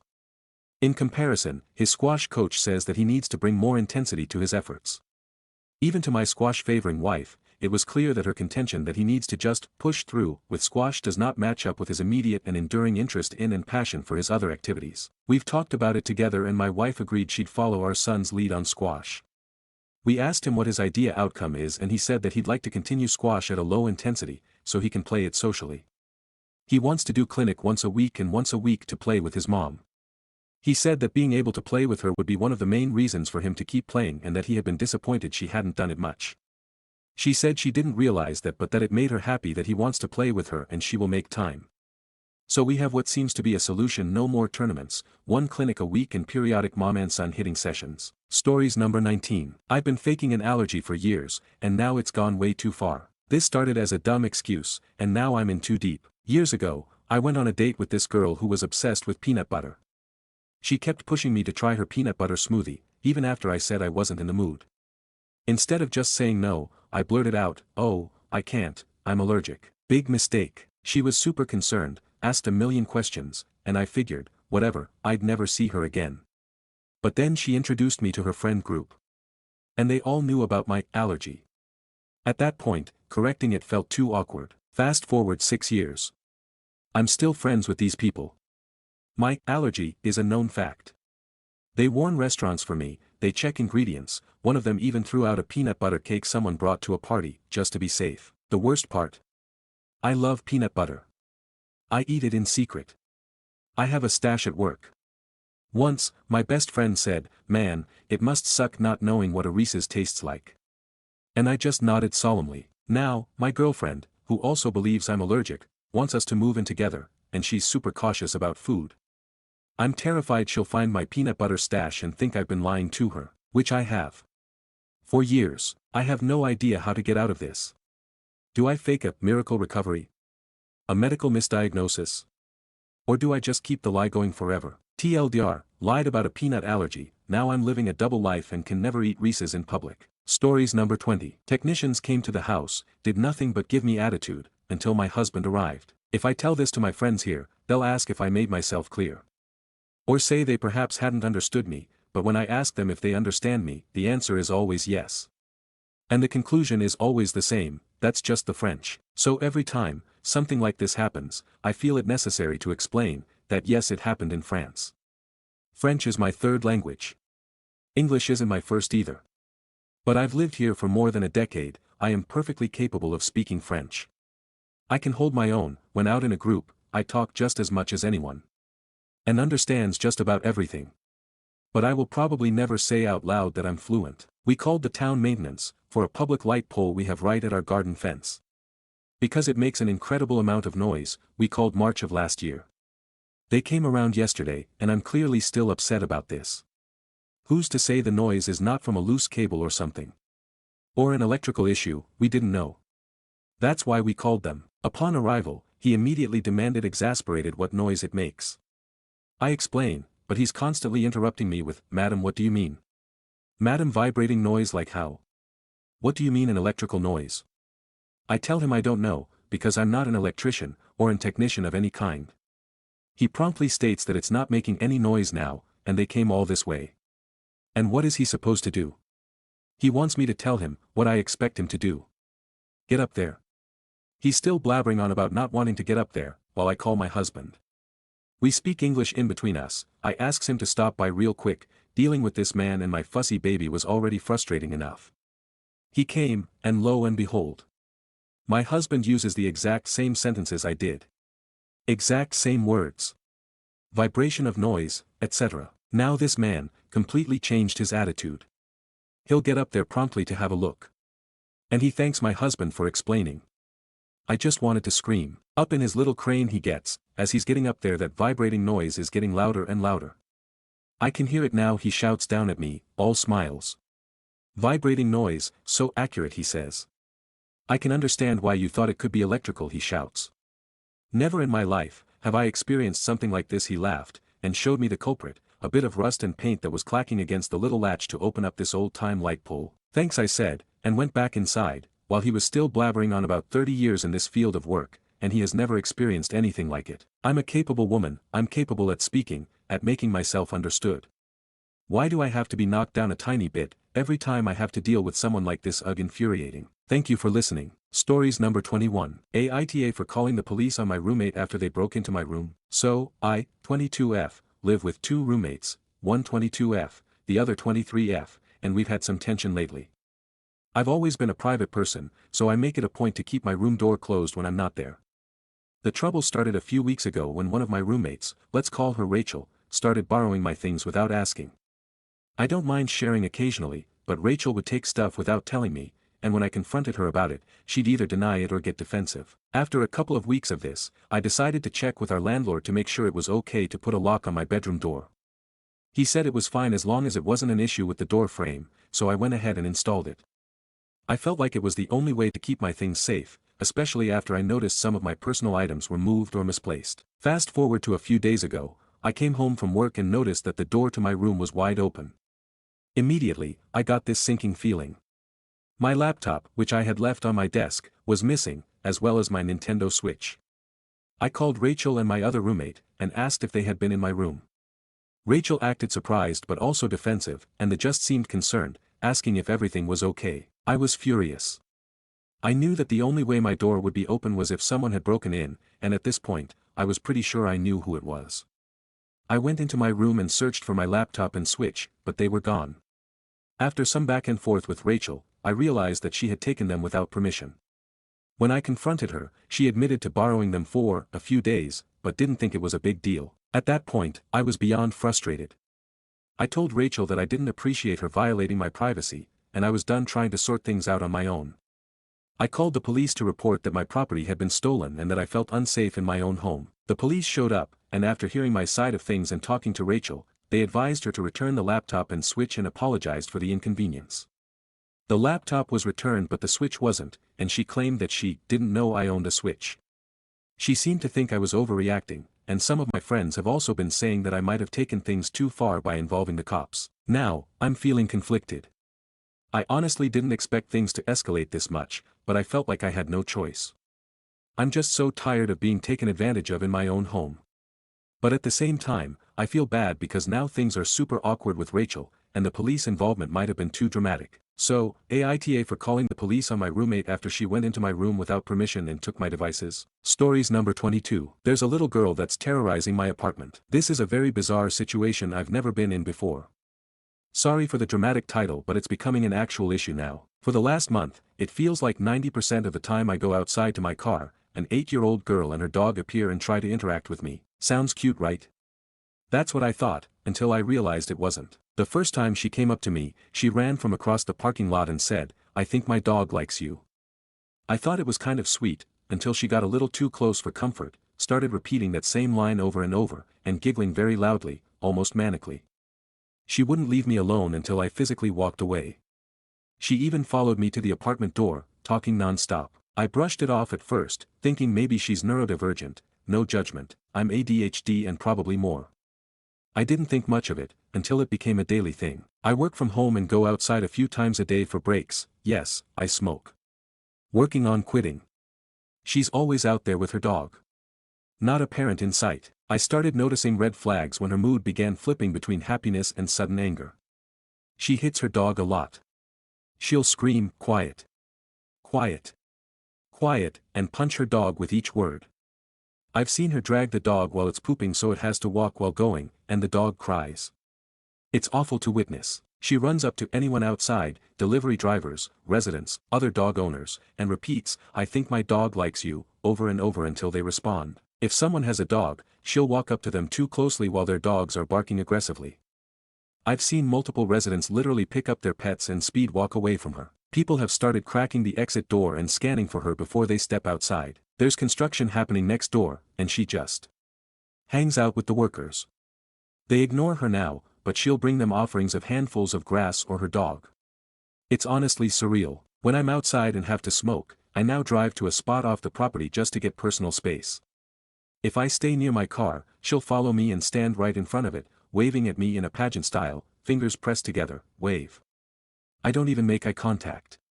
She'll do it for like 30 seconds, just smiling. If I drive into the parking lot, she sometimes chases my car to where I park. Last week I was sitting in my car listening to music and didn't notice her. When I looked up, she jumped up from a crouch, face pressed to my driver's side window. I felt like I had a heart attack but also pretended not to see her because WTFLMAO. She's out at all hours. Last night it was 9 p.m. and dark, she was alone with the dog. Today, it was 12:30 p.m. on a Thursday.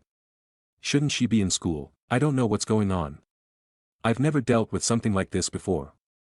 It's gone from weird to uncomfortable to genuinely worrying. It feels unsafe for the dog, and definitely even for her. I'm worried she could walk up to a weirdo and something bad could happen, or she could cause a dog fight and her and the dogs could get seriously injured. Is there someone I should call?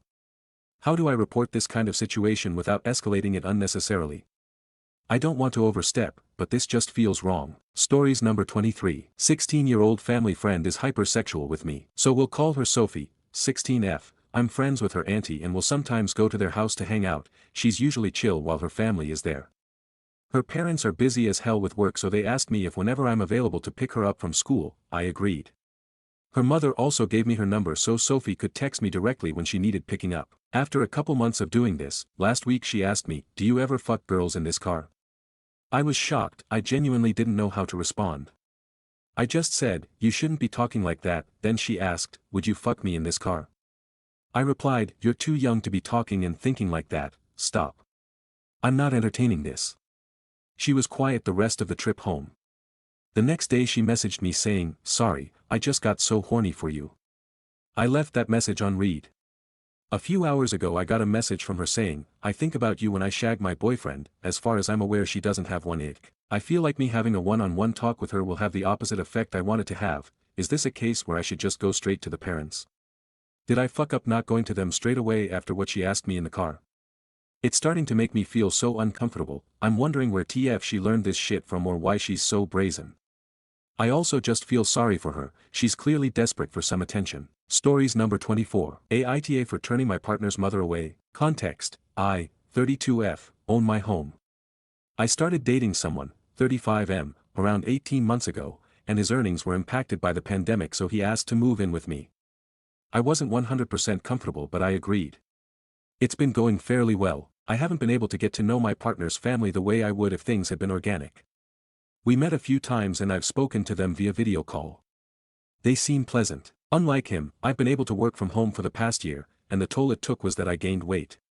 It's not a big problem, but I bought some equipment and committed to working out at lunchtime 3x a week. Yesterday, I had an unexpected knock at the door around lunchtime. It was my boyfriend's mother. She said she was in the area and decided to come for lunch so we could get to know each other better. I told her I had plans, working out then showering, but that if she wanted to arrange something in advance another day I'd really like to spend some time with her.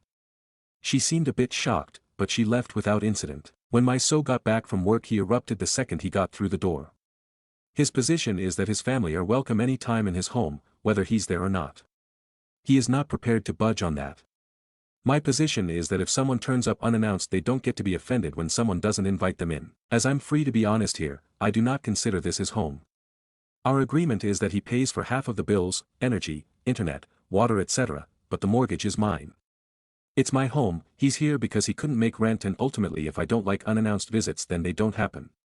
He's been calling me a narcissist and saying that I'm on a power trip etc., whereas I think I'm enforcing a perfectly sensible boundary. Am I the asshole here? Relevant comments. Commenter 1. NTA, you gave him an inch, letting him move in when you weren't 100% okay with it. He's trying to take a mile. This is my house and this is what I expect of you. Hey, race your shit mate, don't let the door hit you on the way out. Reply. This is the perfect description. I gave him a place to stay and he's taking my house as his very own. He's currently sat upstairs in the bedroom stewing about it a day later, and he's only coming down to get food and drinks and make a big thing of banging around. It's pretty horrible and it is making me feel really awkward. The devil in me wants to go up there and tell him that he doesn't get to do that, but I've had enough of being called a selfish narcissist, power tripper, blah blah for now. The more the comments come in, the more feisty I'm feeling about it though. Commenter 2. NTA, this type of arguing would be deal breaker for me. He doesn't get to dictate that his family is allowed to come over when he's not home and expect you to entertain them. Getting called narcissist. Reply. I'm an only child and didn't spend much time with my parents when I was young. He sees this as me having a broken idea of what it means to be part of a family and claims that I've never learned to care about or think of anyone except myself. I have a really good relationship with, and contribute to the well-being of, my mother, who happens to have some mental health issues, so I don't think that the looks pretty fucked up on paper take really applies. This comment is a very long-winded way of saying that I really don't appreciate him claiming I'm a narcissist. Commenter 3. He's wrong. I have a good relationship with my family and I still don't like unannounced visitors. Family or friends.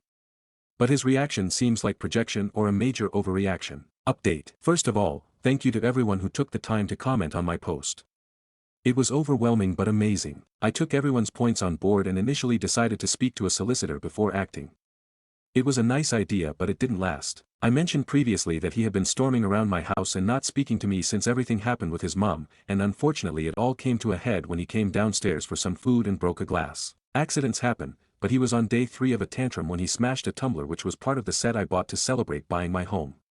It was the final straw. I walked into the kitchen when I heard the noise, saw what he'd broken, and the look on my face must have said it all because he immediately started apologizing and babbling about how he hates it when we fight and wants things to go back to how they were. Just to confirm, he had holed up in the spare room and made a point of banging around the house like a child for 3 days at this point. Long story short, in the spur of the moment I told him to get the fuck out. It was around 9 p.m., so not an ideal time, but for whatever reason the anger right then was more extreme than anything I've ever felt. I won't go into too much detail but it was a big screaming argument and he did not leave willingly. Obviously he went straight to his mom's house and as far as I know he's been there since. Now he's gone I couldn't be happier. I was uncomfortable with the situation from the second he brought his stuff here, and I have not felt sad for even a second since he left. I spent the best part of a year tolerating him and I had no idea how much it had worn me down until he left. His sister sent me a really lovely and understanding message when we arranged for her to collect the rest of his things, and his mom sent me a weird rant about how I'm a selfish bitch who will never manage to keep a man if I carry on like this. I sent a very nasty response to the mom about her parenting skills, and the sister and I are planning on having an afternoon on the wine together as soon as things open up. Everything worked out perfectly for me, and I wrote this update whilst I waited for my Indian takeaway to arrive. He hated Indian food, and drank a nice glass of red wine. He prefers beer so somehow that was all I used to buy. Cheers all, your validation really was the turning point. Relevant comments. Commenter 1. I remember reading your post and commenting a few times, so I am so glad you have got rid of him.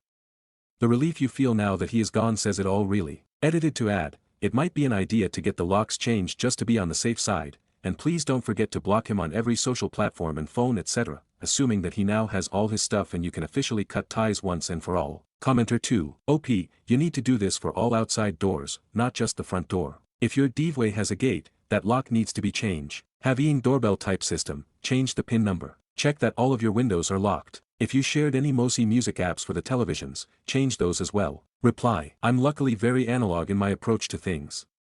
No shared passwords and no digitized security or home convenience measures. Currently looking into doorbell cameras but I suspect they'll cause more issues than they solve. Thank you for the advice. I can only imagine the nightmare that many face untangling things from an ex. Edit. Holy shit I love you guys. The awards upvotes are really nice but the stories in the comments from amazing people sharing their experiences means everything to me. I am so happy to hear how many of you have gotten out of situations where you couldn't live your life authentically with dignity and respect. This is the bare minimum and we all deserve it.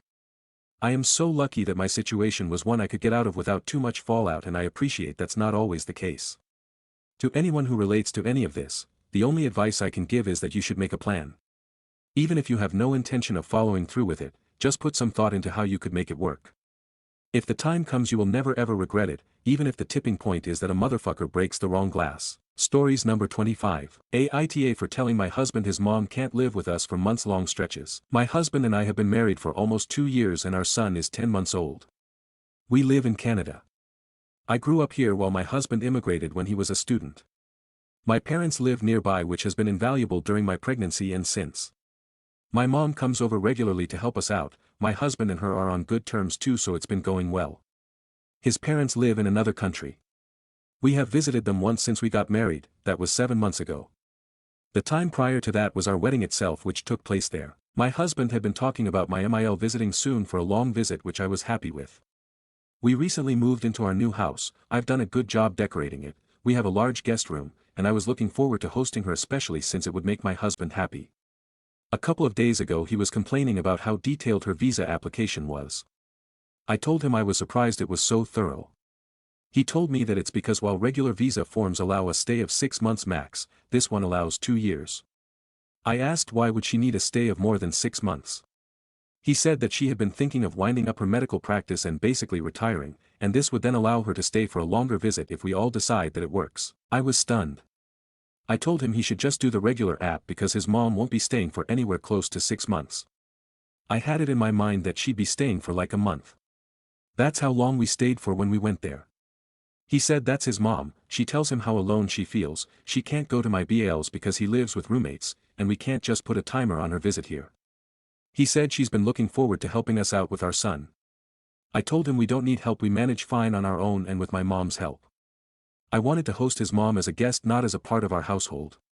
He complained that how was it fair that my parents could visit whenever they wanted while his can't. I was hurt by that because my parents have helped us out a lot, and I asked him if he wants us to limit how often my mom comes to visit. He said no, that's not what he meant, that he likes her but it wasn't fair to his parents. My reply was that when my mom comes, she goes at the end of the day.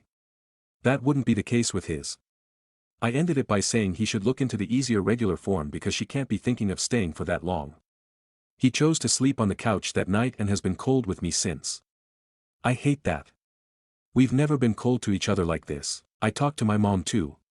She said that having his mom live with us for long stretches would definitely affect me. That this is worth fighting for. I haven't seen him working on the application since.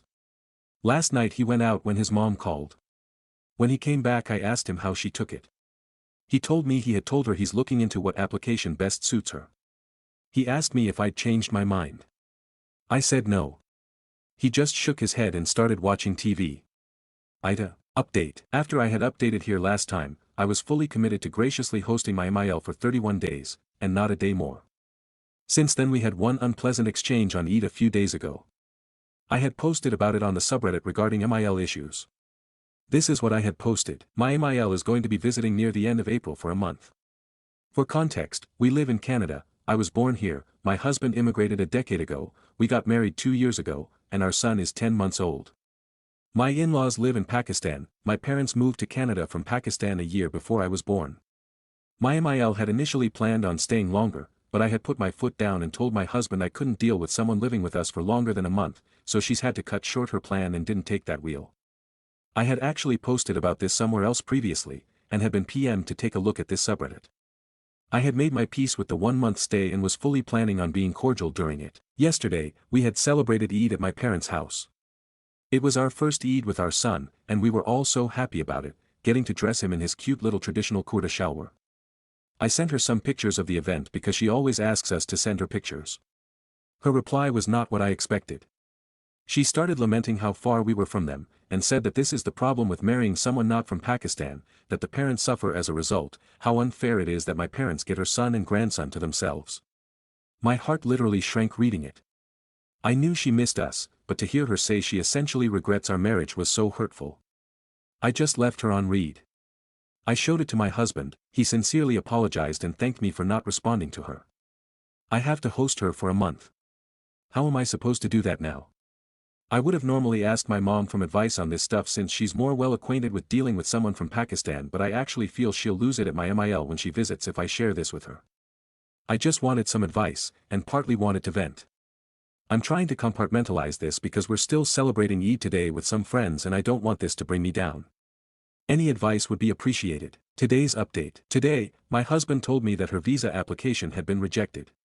They're applying for the notes regarding the decision, but according to him it's futile, that it was always a 50-50 shot, that the most common reason for rejections is having insufficient ties back home which makes them think the applicant won't go back, that he had thought having my FIL remain there would have fixed that, but apparently not. I'm NGL, it's like a huge weight has been lifted off me. I'm trying to act disappointed but I was dreading her visit. He said she was inconsolable when he spoke to her earlier, that she had asked him to look into us moving to Pakistan. I love Pakistan but never going to happen. When he shut that down, she gave him his uncle's number who lives in the UAE for job leads so we could move to the UAE, again, I'm sure it's a great place but no, so that we could be a 2-hour flight away from them and have our family grow in an Islamic environment. He told her it's going to be difficult but agreed to talk to him. I was a bit angry about this. I told him there's no way we're moving to the UAE, he said of course we're not, we've built a life here, he has a great career here, but he didn't want to completely shut down his mom. I personally disagree with that, I think she deserves the truth but whatever. I'm going to talk to her to commiserate tomorrow. It's too late in Pakistan now, because again, while I was no longer looking forward to hosting her, I was fully committed to doing so. Unfortunately this does mean that most of our family vacations will have to be in Pakistan now since they can't visit us here. We already need to go there in December because they're planning to have his brother's wedding done then. Thank you to everyone who gave me advice here. It sucks that we have all this bad blood now for no reason, like I'm sure she hates me now, and while I've tried very hard to forget what she said about my upbringing and heritage, I can't, and I see her in a whole new light now. I'm going to be comforting to my husband about this, but maybe it was for the best. Update, AITA for telling my husband his mom can't live with us for months-long stretches. Thank you for the feedback in the original post. Yesterday when he came back from work I tried to start the conversation again. He had been giving me the cold shoulder since all this started. I told him I'm his wife of 2 years and the mother of his child, this isn't how we're going to communicate. We started talking after that. I held my ground that his mom staying with us for so long wasn't tenable. If she wanted to visit Canada for longer than a couple of months, she would have to live in her own apartment, learn how to drive, or use public transport. She's used to being driven by a hired driver in Pakistan, and a whole bunch of other changes that she'd need to get used to. That I don't see myself changing my mind on this, so he needs to be honest with her and himself and not go down the "we'll keep our options open" route. He said that he knows her living with us for an extended stay would require some changes on our part, but he was asking me to do this as a favor to him, that I claim to love him, and yet can't do him this favor for his mom. I actually started sobbing when he said this. It was so hurtful that he was using this as a litmus test for our love. I said her being around for years would ruin our parenthood with our first child, that I want us to raise our child the way we see fit, not his mom. Also, all the intimate moments we have, our sex life, everything would suffer. My parents are Pakistani too, I know this will happen. He again asked me to just not shut the door completely, that he'll tell his mom the stay can only be for a month or so, and I can let him know if I think the change wasn't too much. And we landed on a compromise that for now they'll do the regular visa app that only allows a max stay of 6 months. If I changed my mind, he'll do the super visa. He then had a long call with his mom, which his older sister also joined. It actually lasted an hour and a half. He was in the backyard for the call and came back in to grab a chair. It was that long. Also, from what I could see he was mostly listening for that convo. When he came back in, he told me to just not answer any calls or messages from his mom or sister. Meanwhile I've received like 4 missed calls and 20 messages from them, mostly Islamic quotes about the rights of parents. I've told them that I can't talk right now since I'm busy with my son right now. I asked him how it went, he said as well as he expected. But he's not giving me the cold shoulder anymore. I do feel guilty because like I said I was actually looking forward to host her for a month, and I think this whole thing may have caused irreparable damage not just to my relationship with my MIL and SIL, but my husband's relationship with his mom and sister. I've told my MIL I'll call her back in a couple of hours, once my husband's back.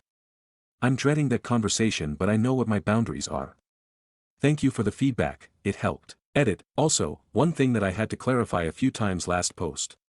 A lot of people were like, this is what happens when you marry outside your culture. My husband and I are both of Pakistani descent. Just that I was born here, while he immigrated here as a student.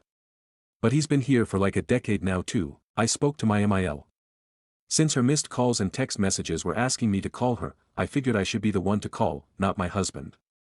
But I put my phone on speaker, so that my husband who was lying on the couch could also hear it. She said that my husband had told her he thought it'd be best if she restricts her trip to 1 month, since it was her first time in Canada, and because we were really busy with my son. She said that ever since my husband had gone to Canada as an 18-year-old, he'd always wanted her to visit for a long duration, and now all of a sudden he was asking her to restrict it when she wanted to help with her grandson, and said she knew I must be the reason why. I said it was a joint decision because of the circumstances, but she wouldn't hear of it.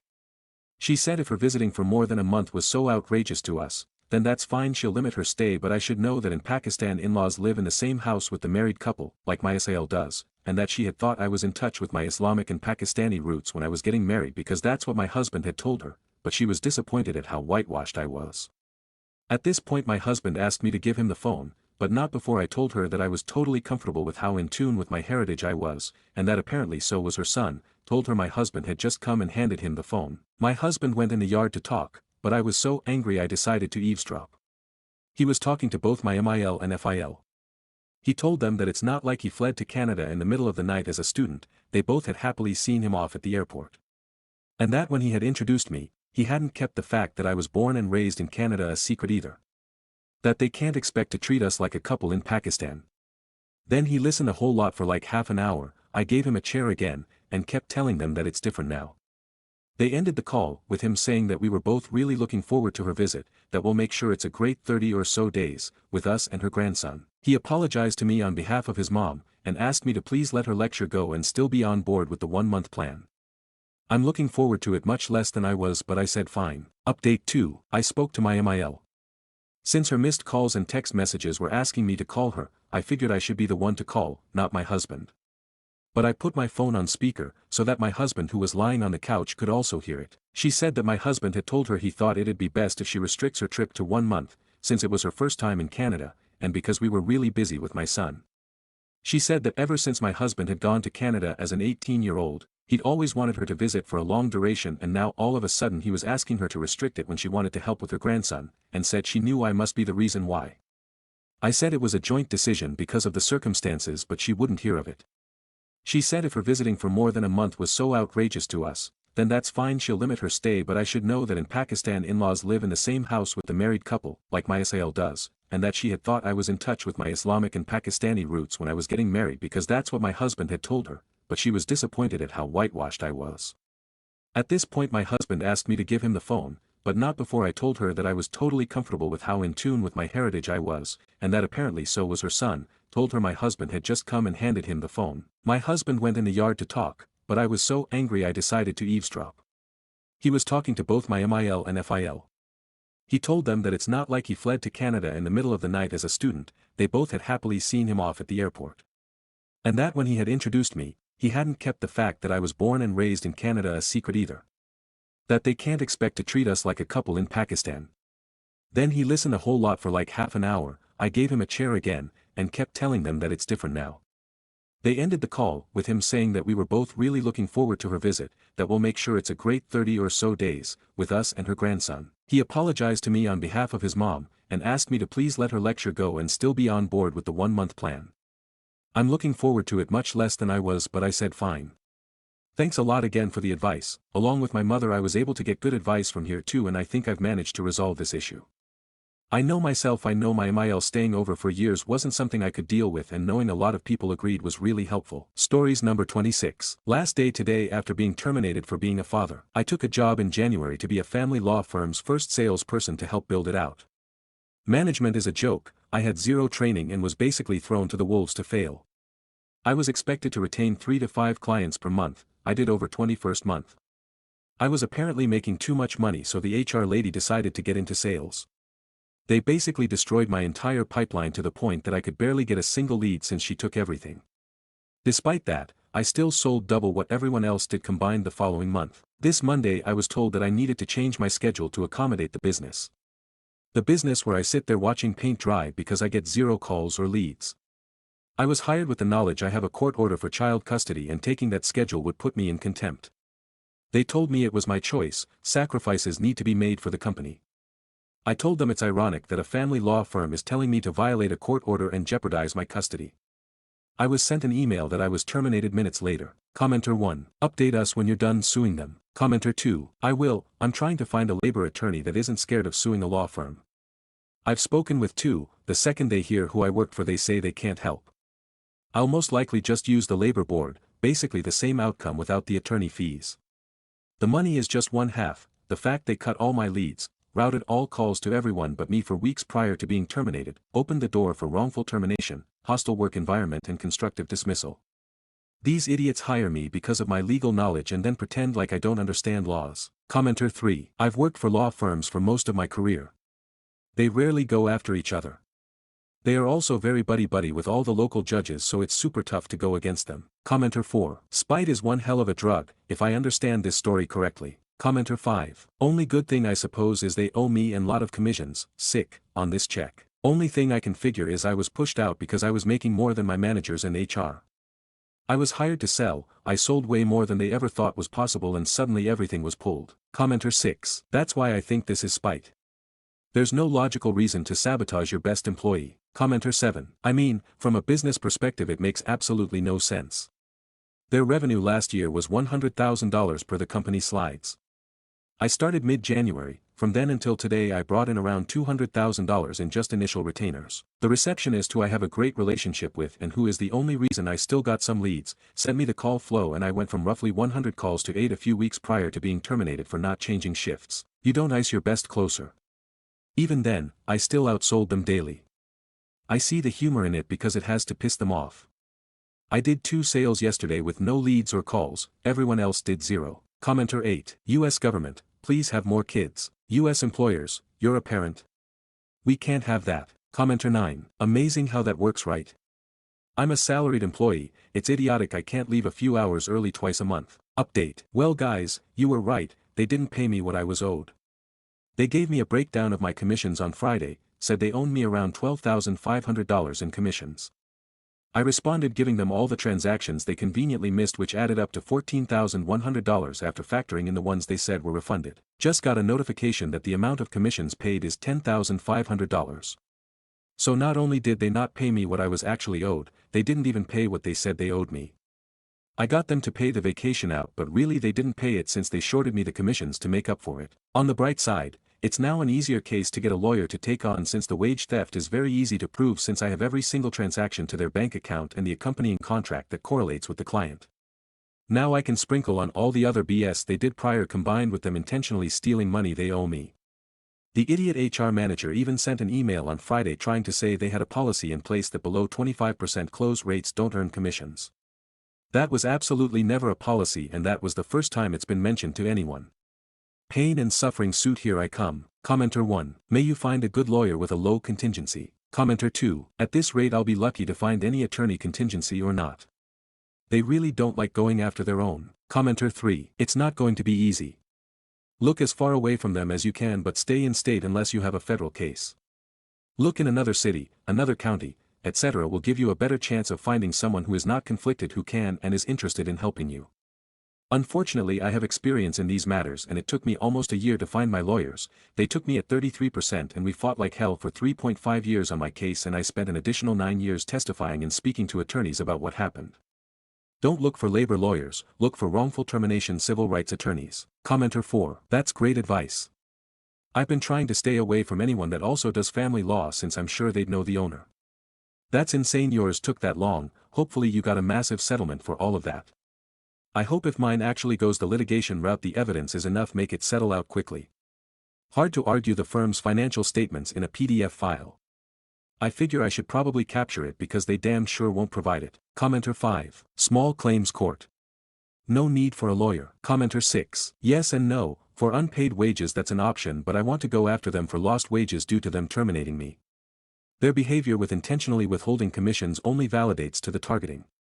I actually just went through the employee handbook and nowhere does it state there's a 25% close rate to earn commissions. The fact HR said that helps with the case against her. Commenter 7. EEOC or state equivalent. Commenter 8. I filed the report with the Department of Labor in the States, I'll probably do the EEOC soon. The Federal Department of Labor wouldn't do anything due to it being commissions, but the guy was pretty helpful. Told me to sue them in small claims court for double what they owe me since it's almost a guaranteed thing. Editor's note, EEOC is the Equal Employment Opportunity Commission, is a federal agency in the USA that enforces laws prohibiting discrimination in the workplace, ensuring fair treatment for job applicants and employees based on protected characteristics like race, color, religion, sex, national origin, age, disability, and genetic information. Stories number 27. AITA for expecting sex on a date night with my wife. To give the background, OOP and his wife have a great relationship. OOP arrange a date night every month for both himself and his wife, such as dinner somewhere and grab drinks afterwards, sometimes with friends. He makes sure there is a babysitter for their children, and they are being fed. This month, OOP has an evening planned, a fantastic dinner, and a nearly wine bar for drinks after. OOP's wife had been texting with the other couple to meet up for drinks. The husband joined OOP and his wife at a local bar after taking his wife home. When it was getting late, it was time for OOP and his wife to get home to their kids. She didn't want the evening to end, so the three ended up at OOP's house for another drink. OOP was ready to call it a night after staying up late with his wife and their friend. His wife didn't want the night to end, so she asked for 10 more minutes. It wasn't until 3 a.m. when the wife finally came into the bedroom, and she was drunk. OOP is now wide awake and asked her if she wants to have sex. She declined and wanted to go sleep, which was fair for OOP. He felt frustrated and abandoned because she spent her drinking time with someone else and broke her promise about going to bed at a reasonable time with OOP. He mentioned it was the fourth date when the date night ended with having no sex at all. When OOP said that, it upset his wife. He asked if he was the AITA. OOP then answers questions for Redditors.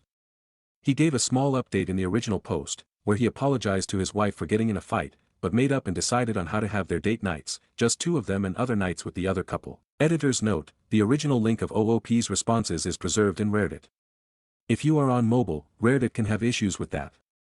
You can click on the first BORU linked at the top of this post. The full post for the original is in there. Update 1. It has been almost a month since OOP posted about the date night he had with his wife, which resulted with her hanging out with their friend, the husband, until 3 a.m. OOP informed Reddit that they were right to suspect something between his wife and their male friend. OOP was unpacking the car where his wife left her phone in there. A text message popped up from their friend, telling her how he wanted to kiss her and wanted to have a night out with her. OOP also discovered more text messages between his wife and the husband. They had been going on dates during the days when OOP was working. OOP confronted his wife, who said that it was an emotional affair. She told OOP she still loved him, but she enjoyed the attention. Update 2. 4 days later after the last update, OOP shared he had conversations with his wife about the emotional affair with Rick, the husband of the other couple mentioned OOP's former friend. OOP's wife has apologized, and it turned out that the timeline of events was not bad as OOP originally thought. OOP gives the backstory on Rick and his wife. They had been dealing with marital issues for a while, which OOP and his wife were aware of. Few months prior to the date night, in the original post, things were getting bad, and Rick started to talk with OOP's wife as if she was his therapist.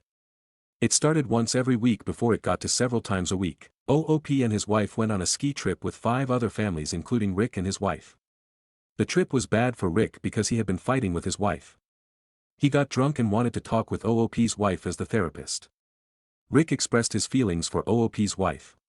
She told him to back off and realized she should have told OOP, but she didn't want to mess up the trip for the whole friend group. After the trip, Rick's marriage took a turn for the worse and it showed the divorce was taking place. At the same time, OOP was working 60 hours every week due to a new division at his company. With the issues going on, Rick and OOP's wife were feeling isolated. Rick started to call OOP's wife every day and drinking heavily. OOP asked why his wife didn't tell him. She didn't want him to blow up the friend group and she was enjoying attention she received. OOP decided to do couple therapy with his wife, and for her, she wants to do individual therapy to deal with her own issues. He hopes to update in a few months. Update 3. OOP shares an update for the last few months. He was happy to report he and his wife are in a good place and set the boundaries on Rick. Going no contact was the plan, but Rick decided to call OOP's wife, begging to talk with her because he was making threats on himself. Rick was still drinking heavily, and wanted OOP's wife to leave him, wanting to tell everyone about the emotional affair. Rick started to have an obsession with OOP's Sale wife's sister, having drinks together and talking daily. He is still married, but the divorce seems to be imminent. When OOP found out about the affair a few months early, he managed to work through the issues with his wife, including improve their communication. Update 4. This is part 5 of the ongoing circus that is my personal life. In my last post, a lot of you expressed concern, surprise, or anger that my SIL was now meeting up with Rick. Those are all probably valid reactions to this news. Yesterday, I decided that we should figure out what is going on between the two of them, and my wife and I reached out to SIL. I'm glad we did, because things just keep getting weirder and weirder. Rick and SIL have met up 5 or 6 times, either for coffee or drinks. The most recent, and likely final, meetup was actually at Rick's house one evening. His wife and daughter were out of town visiting family. Rick had to work and couldn't go, and he had the place to himself, so he invited SIL over for a drink. While hanging out, he told SIL that he believes he was married both to my wife and to SIL in prior lives, and that he is glad to have been reunited with them. He then told SIL that she was beautiful and put his hand on the side of her face, as one might do to one's partner. In my view, it is a fairly intimate act. This perhaps unsurprisingly freaked SIL out. To give her credit, she told Rick that he was being highly inappropriate, that he needed to stop, and that he couldn't keep taking someone trying to be a friend to him as showing interest in him. She then scolded him for doing this first to my wife and then to her. It's the sort of thing I wish my wife had told him when he started being inappropriate with her. From what I understand, she then left. She has been ghosting him since then. Rick has apparently frantically texted her dozens and dozens of times. SIL emphasized to us that she had no romantic interest in Rick and was just trying to be a friend to him. It's all just odd to me. I've known Rick for years and I feel like the current Rick is a stranger. It makes me wonder if I ever actually knew the real Rick. I guess not. Update 5. TLDR recap of prior posts. Wife had an emotional affair with my ex-best friend, Rick. I overlooked the signs for too long because I trusted them. I eventually discovered the affair and shut things down, and my wife has been a model wife and partner since then and ceased all contact with Rick, other than several incidents detailed in my prior posts. For the last few months, it seemed like this saga was finally behind me. But that is not how life works, and the phantom of Rick reared its head yet again. I opened my laptop and noticed that my wife had left her email account logged in. It was probably an invasion of privacy, but we had agreed that either of us could always look at the other's phones, email, etc. So I snooped and searched to see if Rick had ever emailed her. There were a few innocent emails and one that sent me into a rage. The email was from Rick to my wife's work email and was truly unhinged. It was pages and pages of Rick professing his undying love to my wife. In the email, Rick went on and on about how my wife cutting contact with him has broken him, how she is his soulmate and the only woman he has ever truly loved, and how he has tried for months to show her that he is the man for her and that he would be a better spouse than me, with a comment about how I don't treat her like she deserves, and that he wants to help her raise our kids and his kid together.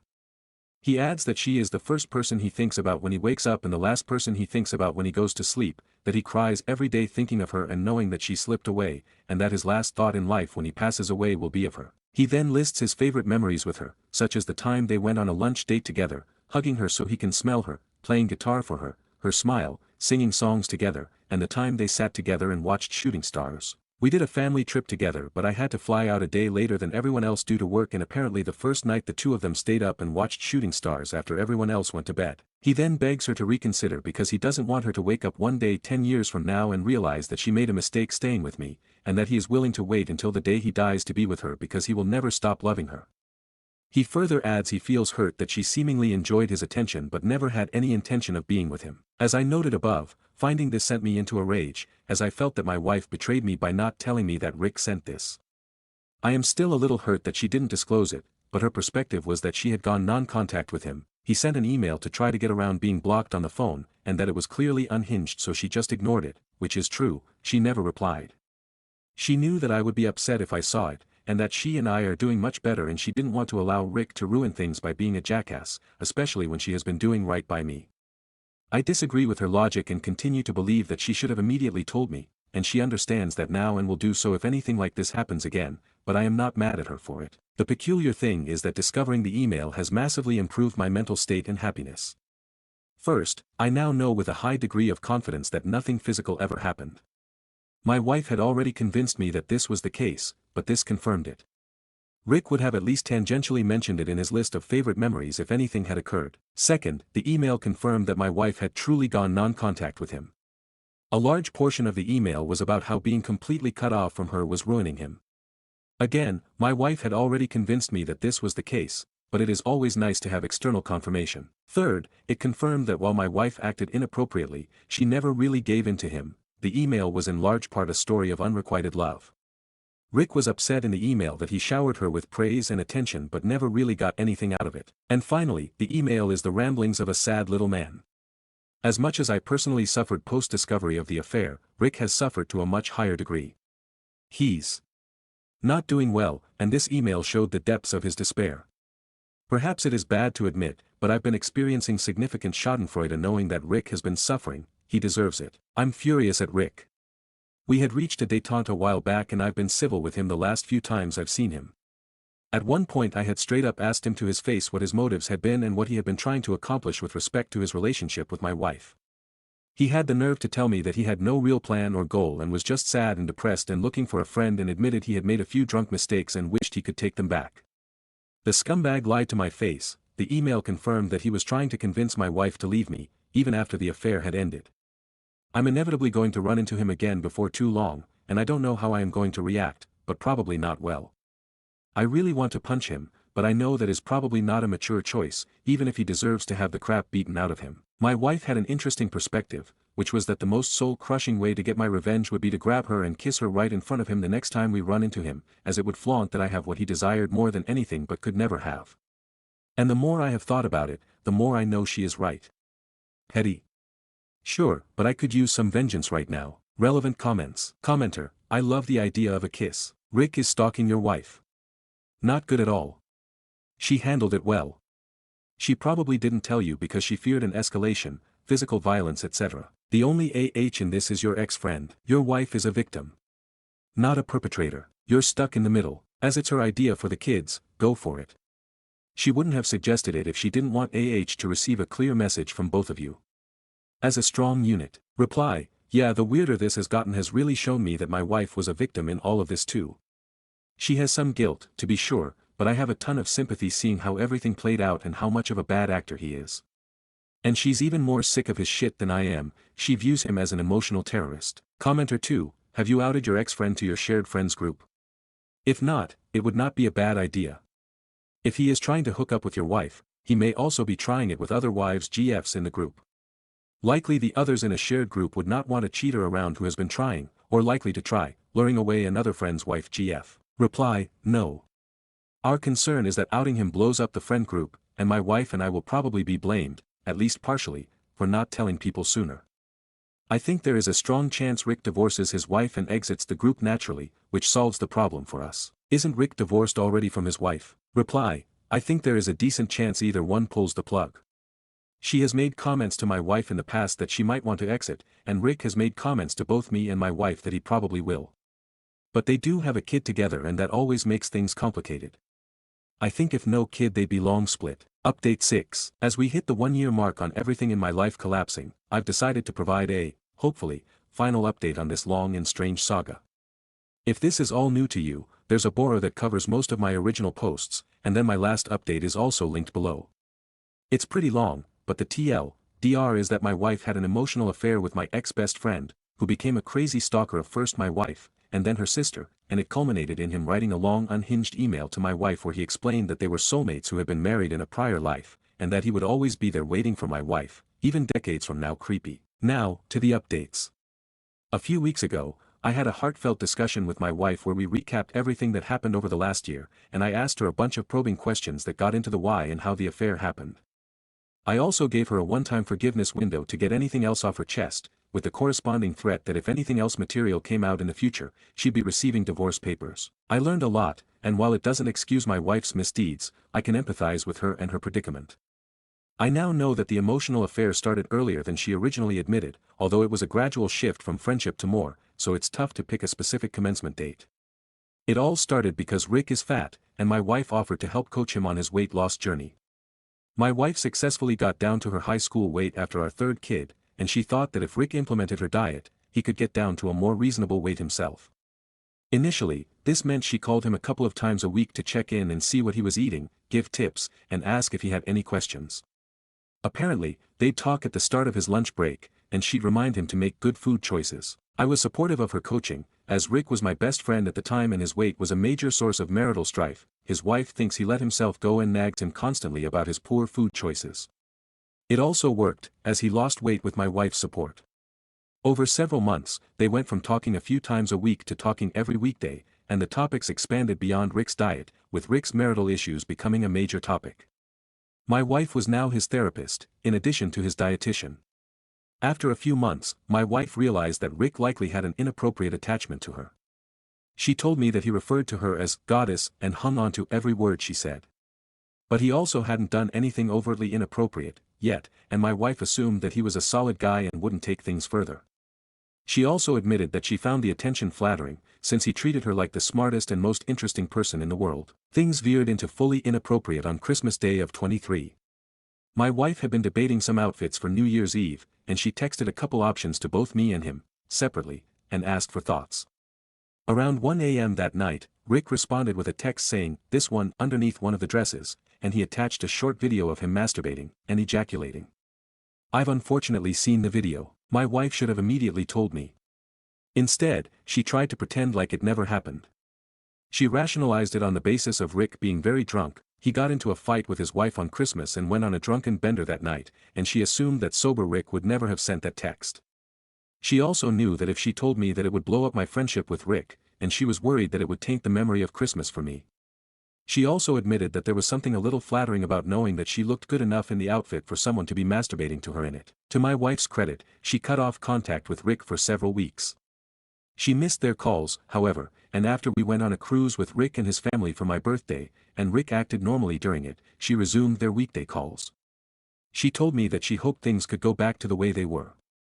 Unfortunately, that wasn't to be, and soon they were talking almost every day of the week. She'd talk to him on the weekends when I was off with the kids at their sporting events. My wife's sister actually warned her at this point that she felt the relationship was inappropriate, and my wife recognized that this was true but rationalized it as long as it's just talking and nothing physical happens, it's not cheating, especially since she had no physical or romantic attraction to Rick. she just enjoyed the fawning attention.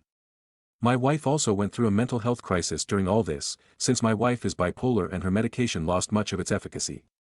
She told me at the time, and I wish I had acted on it sooner, that she was disassociating at times and feeling like her actions were not her own. From there, what happened is covered in my other posts.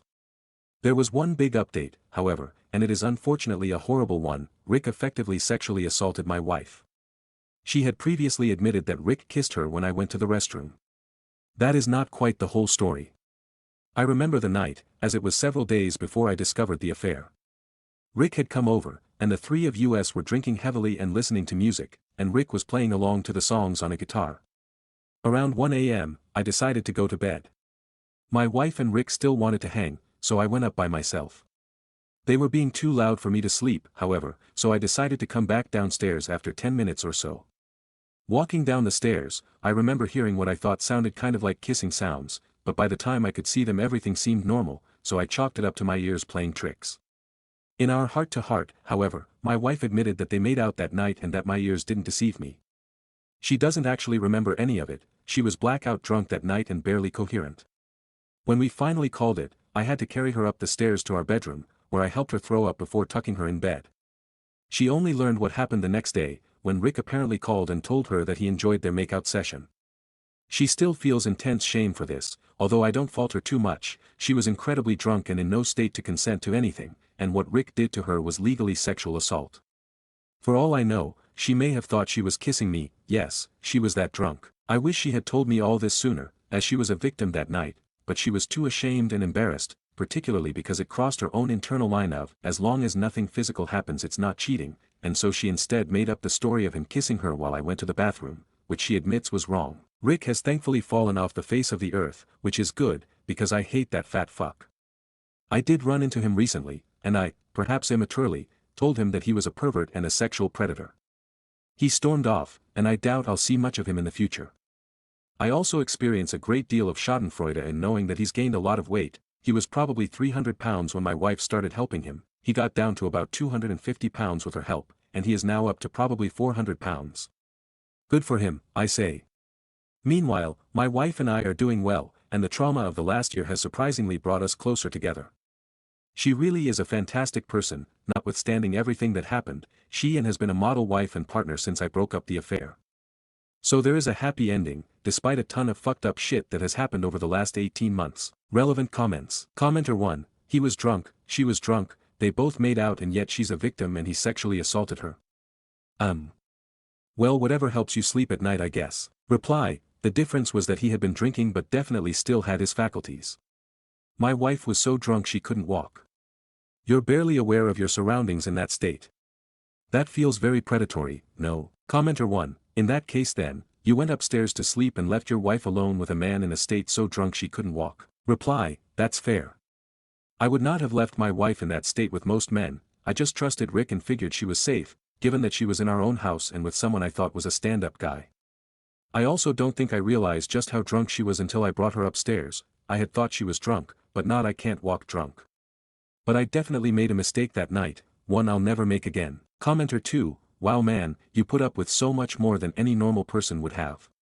I hope your wife realizes how amazing you are. BCZ, I sure see a lot of trickle-truthing from your wife in every post. Reply, oh she thankfully does. She's been an amazing spouse since this all happened. She realized that she almost blew up her life and is very lucky that I didn't leave her, and she's been trying to make it up to me. I effectively have unlimited brownie points at the moment. Stories number 28. I want an intimate beach wedding but my boyfriend's family is against it. Every girl has big dreams for her big day, and mine has been only one, an intimate beach wedding. He knew about this since the beginning of our relationship. Ours is a two-states love story. I'm from Maharashtra and he's from Chennai. Few months ago, our families met for deciding the proceedings. Fortunately, they knew about us since a long time and never resisted our relationship. In this meeting, I put forward my desire to have an intimate beach wedding in Chennai and then a reception where we can invite everybody. His parents are nice but they didn't agree to it. They said they will have TO invite everybody they know to the wedding as well as reception as he is their only son. I seriously don't understand why Indians keep two grand events to invite the same people. Anyway, because so many people can't be accommodated at a beach wedding, they told me to forget such dreamy ideas. My family was accepting it initially, but that day they flipped as they won't go against my future in-laws' words cause we are ladki whale, girls' side.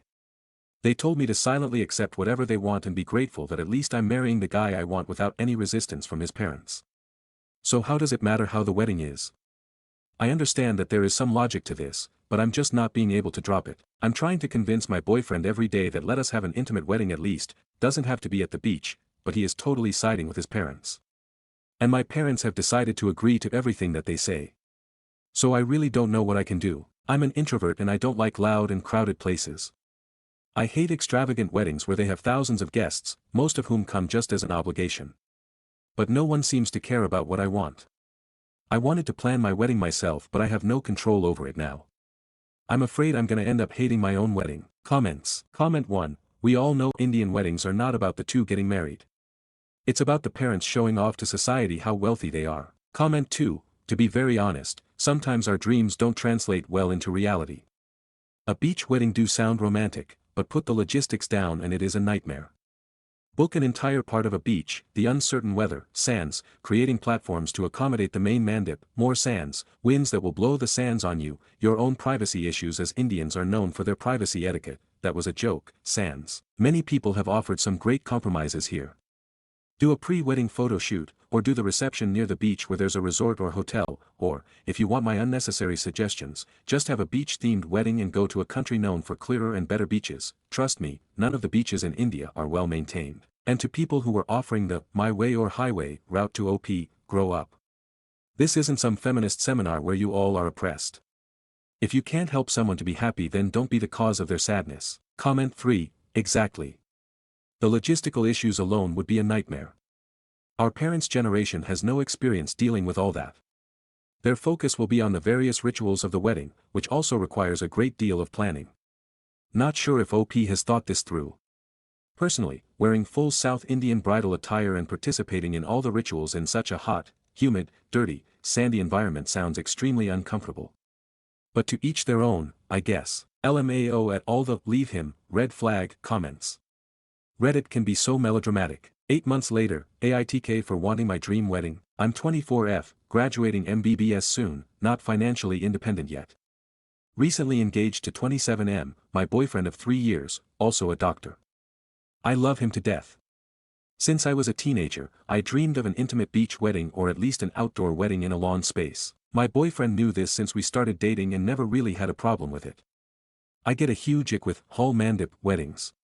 I just don't like closed spaces and they also don't make for good pictures. This wish of mine was communicated to them even before the engagement and they were not happy with it. For context, my family is financially better than his. But that was never an issue.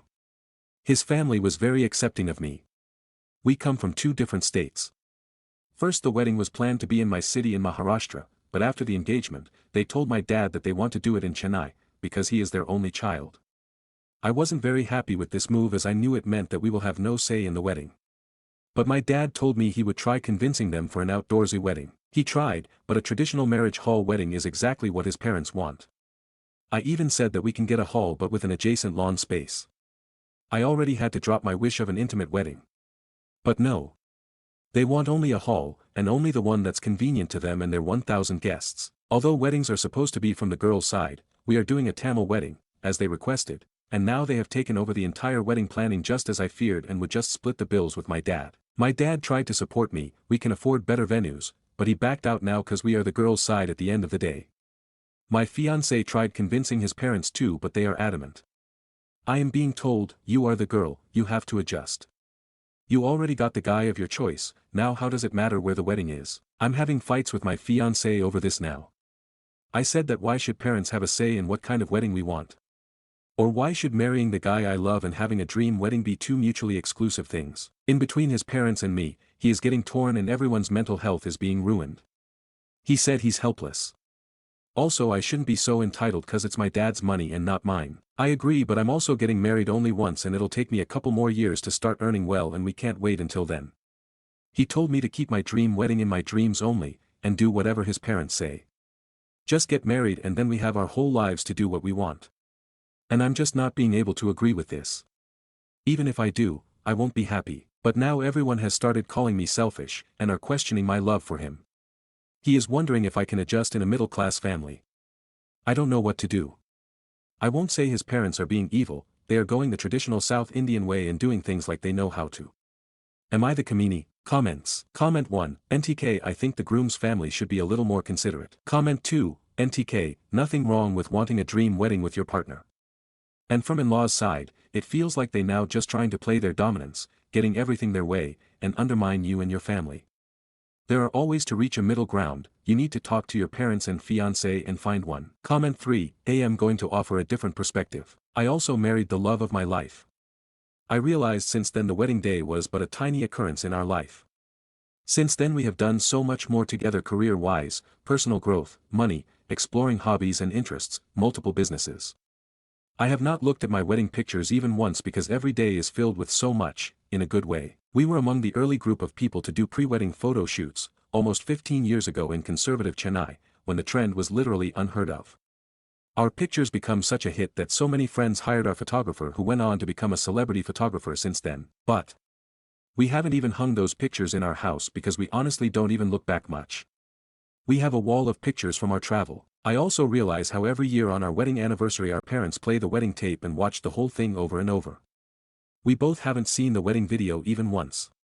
Our wedding was talked about with much envy in our extended families because the bride and groom's side has so much fun together. I am just glad we let our parents do it the way they wanted because it clearly meant more to them than us. Yes, a wedding is once but a marriage is every day. We have put an effort into the marriage and don't care for the wedding even though it happened quite wonderfully. Just something to think about. 5 days later update on AITK for wanting my dream wedding. I posted here a few days back how I'm not able to have my dream wedding because of my in-laws not agreeing to it. Thank you for all your responses. Some were really helpful but most of them were encouraging me to break it off, as usual on Reddit, so I ended up deleting the post. But it got a lot of eyes so I thought I should give an update, just in case anyone is curious. I was in a really bad headspace last weekend and my mom said some things that added up and I had a few panic attacks. During one of which I called my fiancé at 3 a.m. and told him I don't want to marry you so soon. He handled me very calmly and stopped my panic attack. The next morning too he was very gentle and asked me if I had made any decision and if I need another year to be ready for marriage, he would convince his parents to wait. I said I really don't know, I don't want to take any decisions right now and hung up. The following evening I talked to my dad that I'm having second thoughts about having this wedding so soon, I'm sure about the guy but feel that I'm too young to get married, and because I'm financially dependent on my parents, I'm not having any say in the wedding. So I do not want a wedding like this. At first he got mad, but after a few minutes he was all ears. He understood where I was coming from. My mom apologized for what she said to me. I had calmed down now, and I decided I do want the wedding, but only if I'm heard and my wishes are taken into consideration. Later that day, my dad talked to my FIL about the wedding plans. They gave my father a tentative budget of 60 lakhs for just the wedding in a mandapam in Chennai. This still didn't include our travel costs, gold, clothing, gifts, etc., neither the reception that we would have to throw in our hometown. My dad thought spending 60 L on a mandapam wedding is crazy but he didn't say anything at that point. He tried to steer the conversation towards alternative venue options of my choice, but my in-laws seem to be fixated on the mandapam, as I mentioned in my last post too. Also, the wedding date is in December which is monsoon in Chennai so it would have rained all over my dream outdoor wedding anyway. I came to the conclusion that an outdoor wedding is a non-negotiable for me, so we should have the wedding in Maharashtra. And my dad fully supported me. He said that if he's going to spend north of 60 L for the wedding, at least his daughter should be happy. He finally understood that someone needs to stand up for me. So he did, and now we will have a Tamil-style wedding in my hometown in Maharashtra, in a hotel with lawns, pool and a banquet hall, and all of this within 30 L. We would definitely have some Marathi traditions as well. I'm feeling so much more relaxed and comfortable knowing the wedding is in my hometown and I would be surrounded by my people. Also now the wedding would be intimate cause only a few people would fly in from Chennai and I've convinced my parents not to invite too many people from our side either. My fiancé is very happy that I am happy. My in-laws made no issues with changing the city, they were a little bummed that their people won't be able to attend but they agreed readily. They will throw a reception in Chennai a week after the wedding, which I'm totally cool with. We are thinking about our honeymoon destination now. Thank you.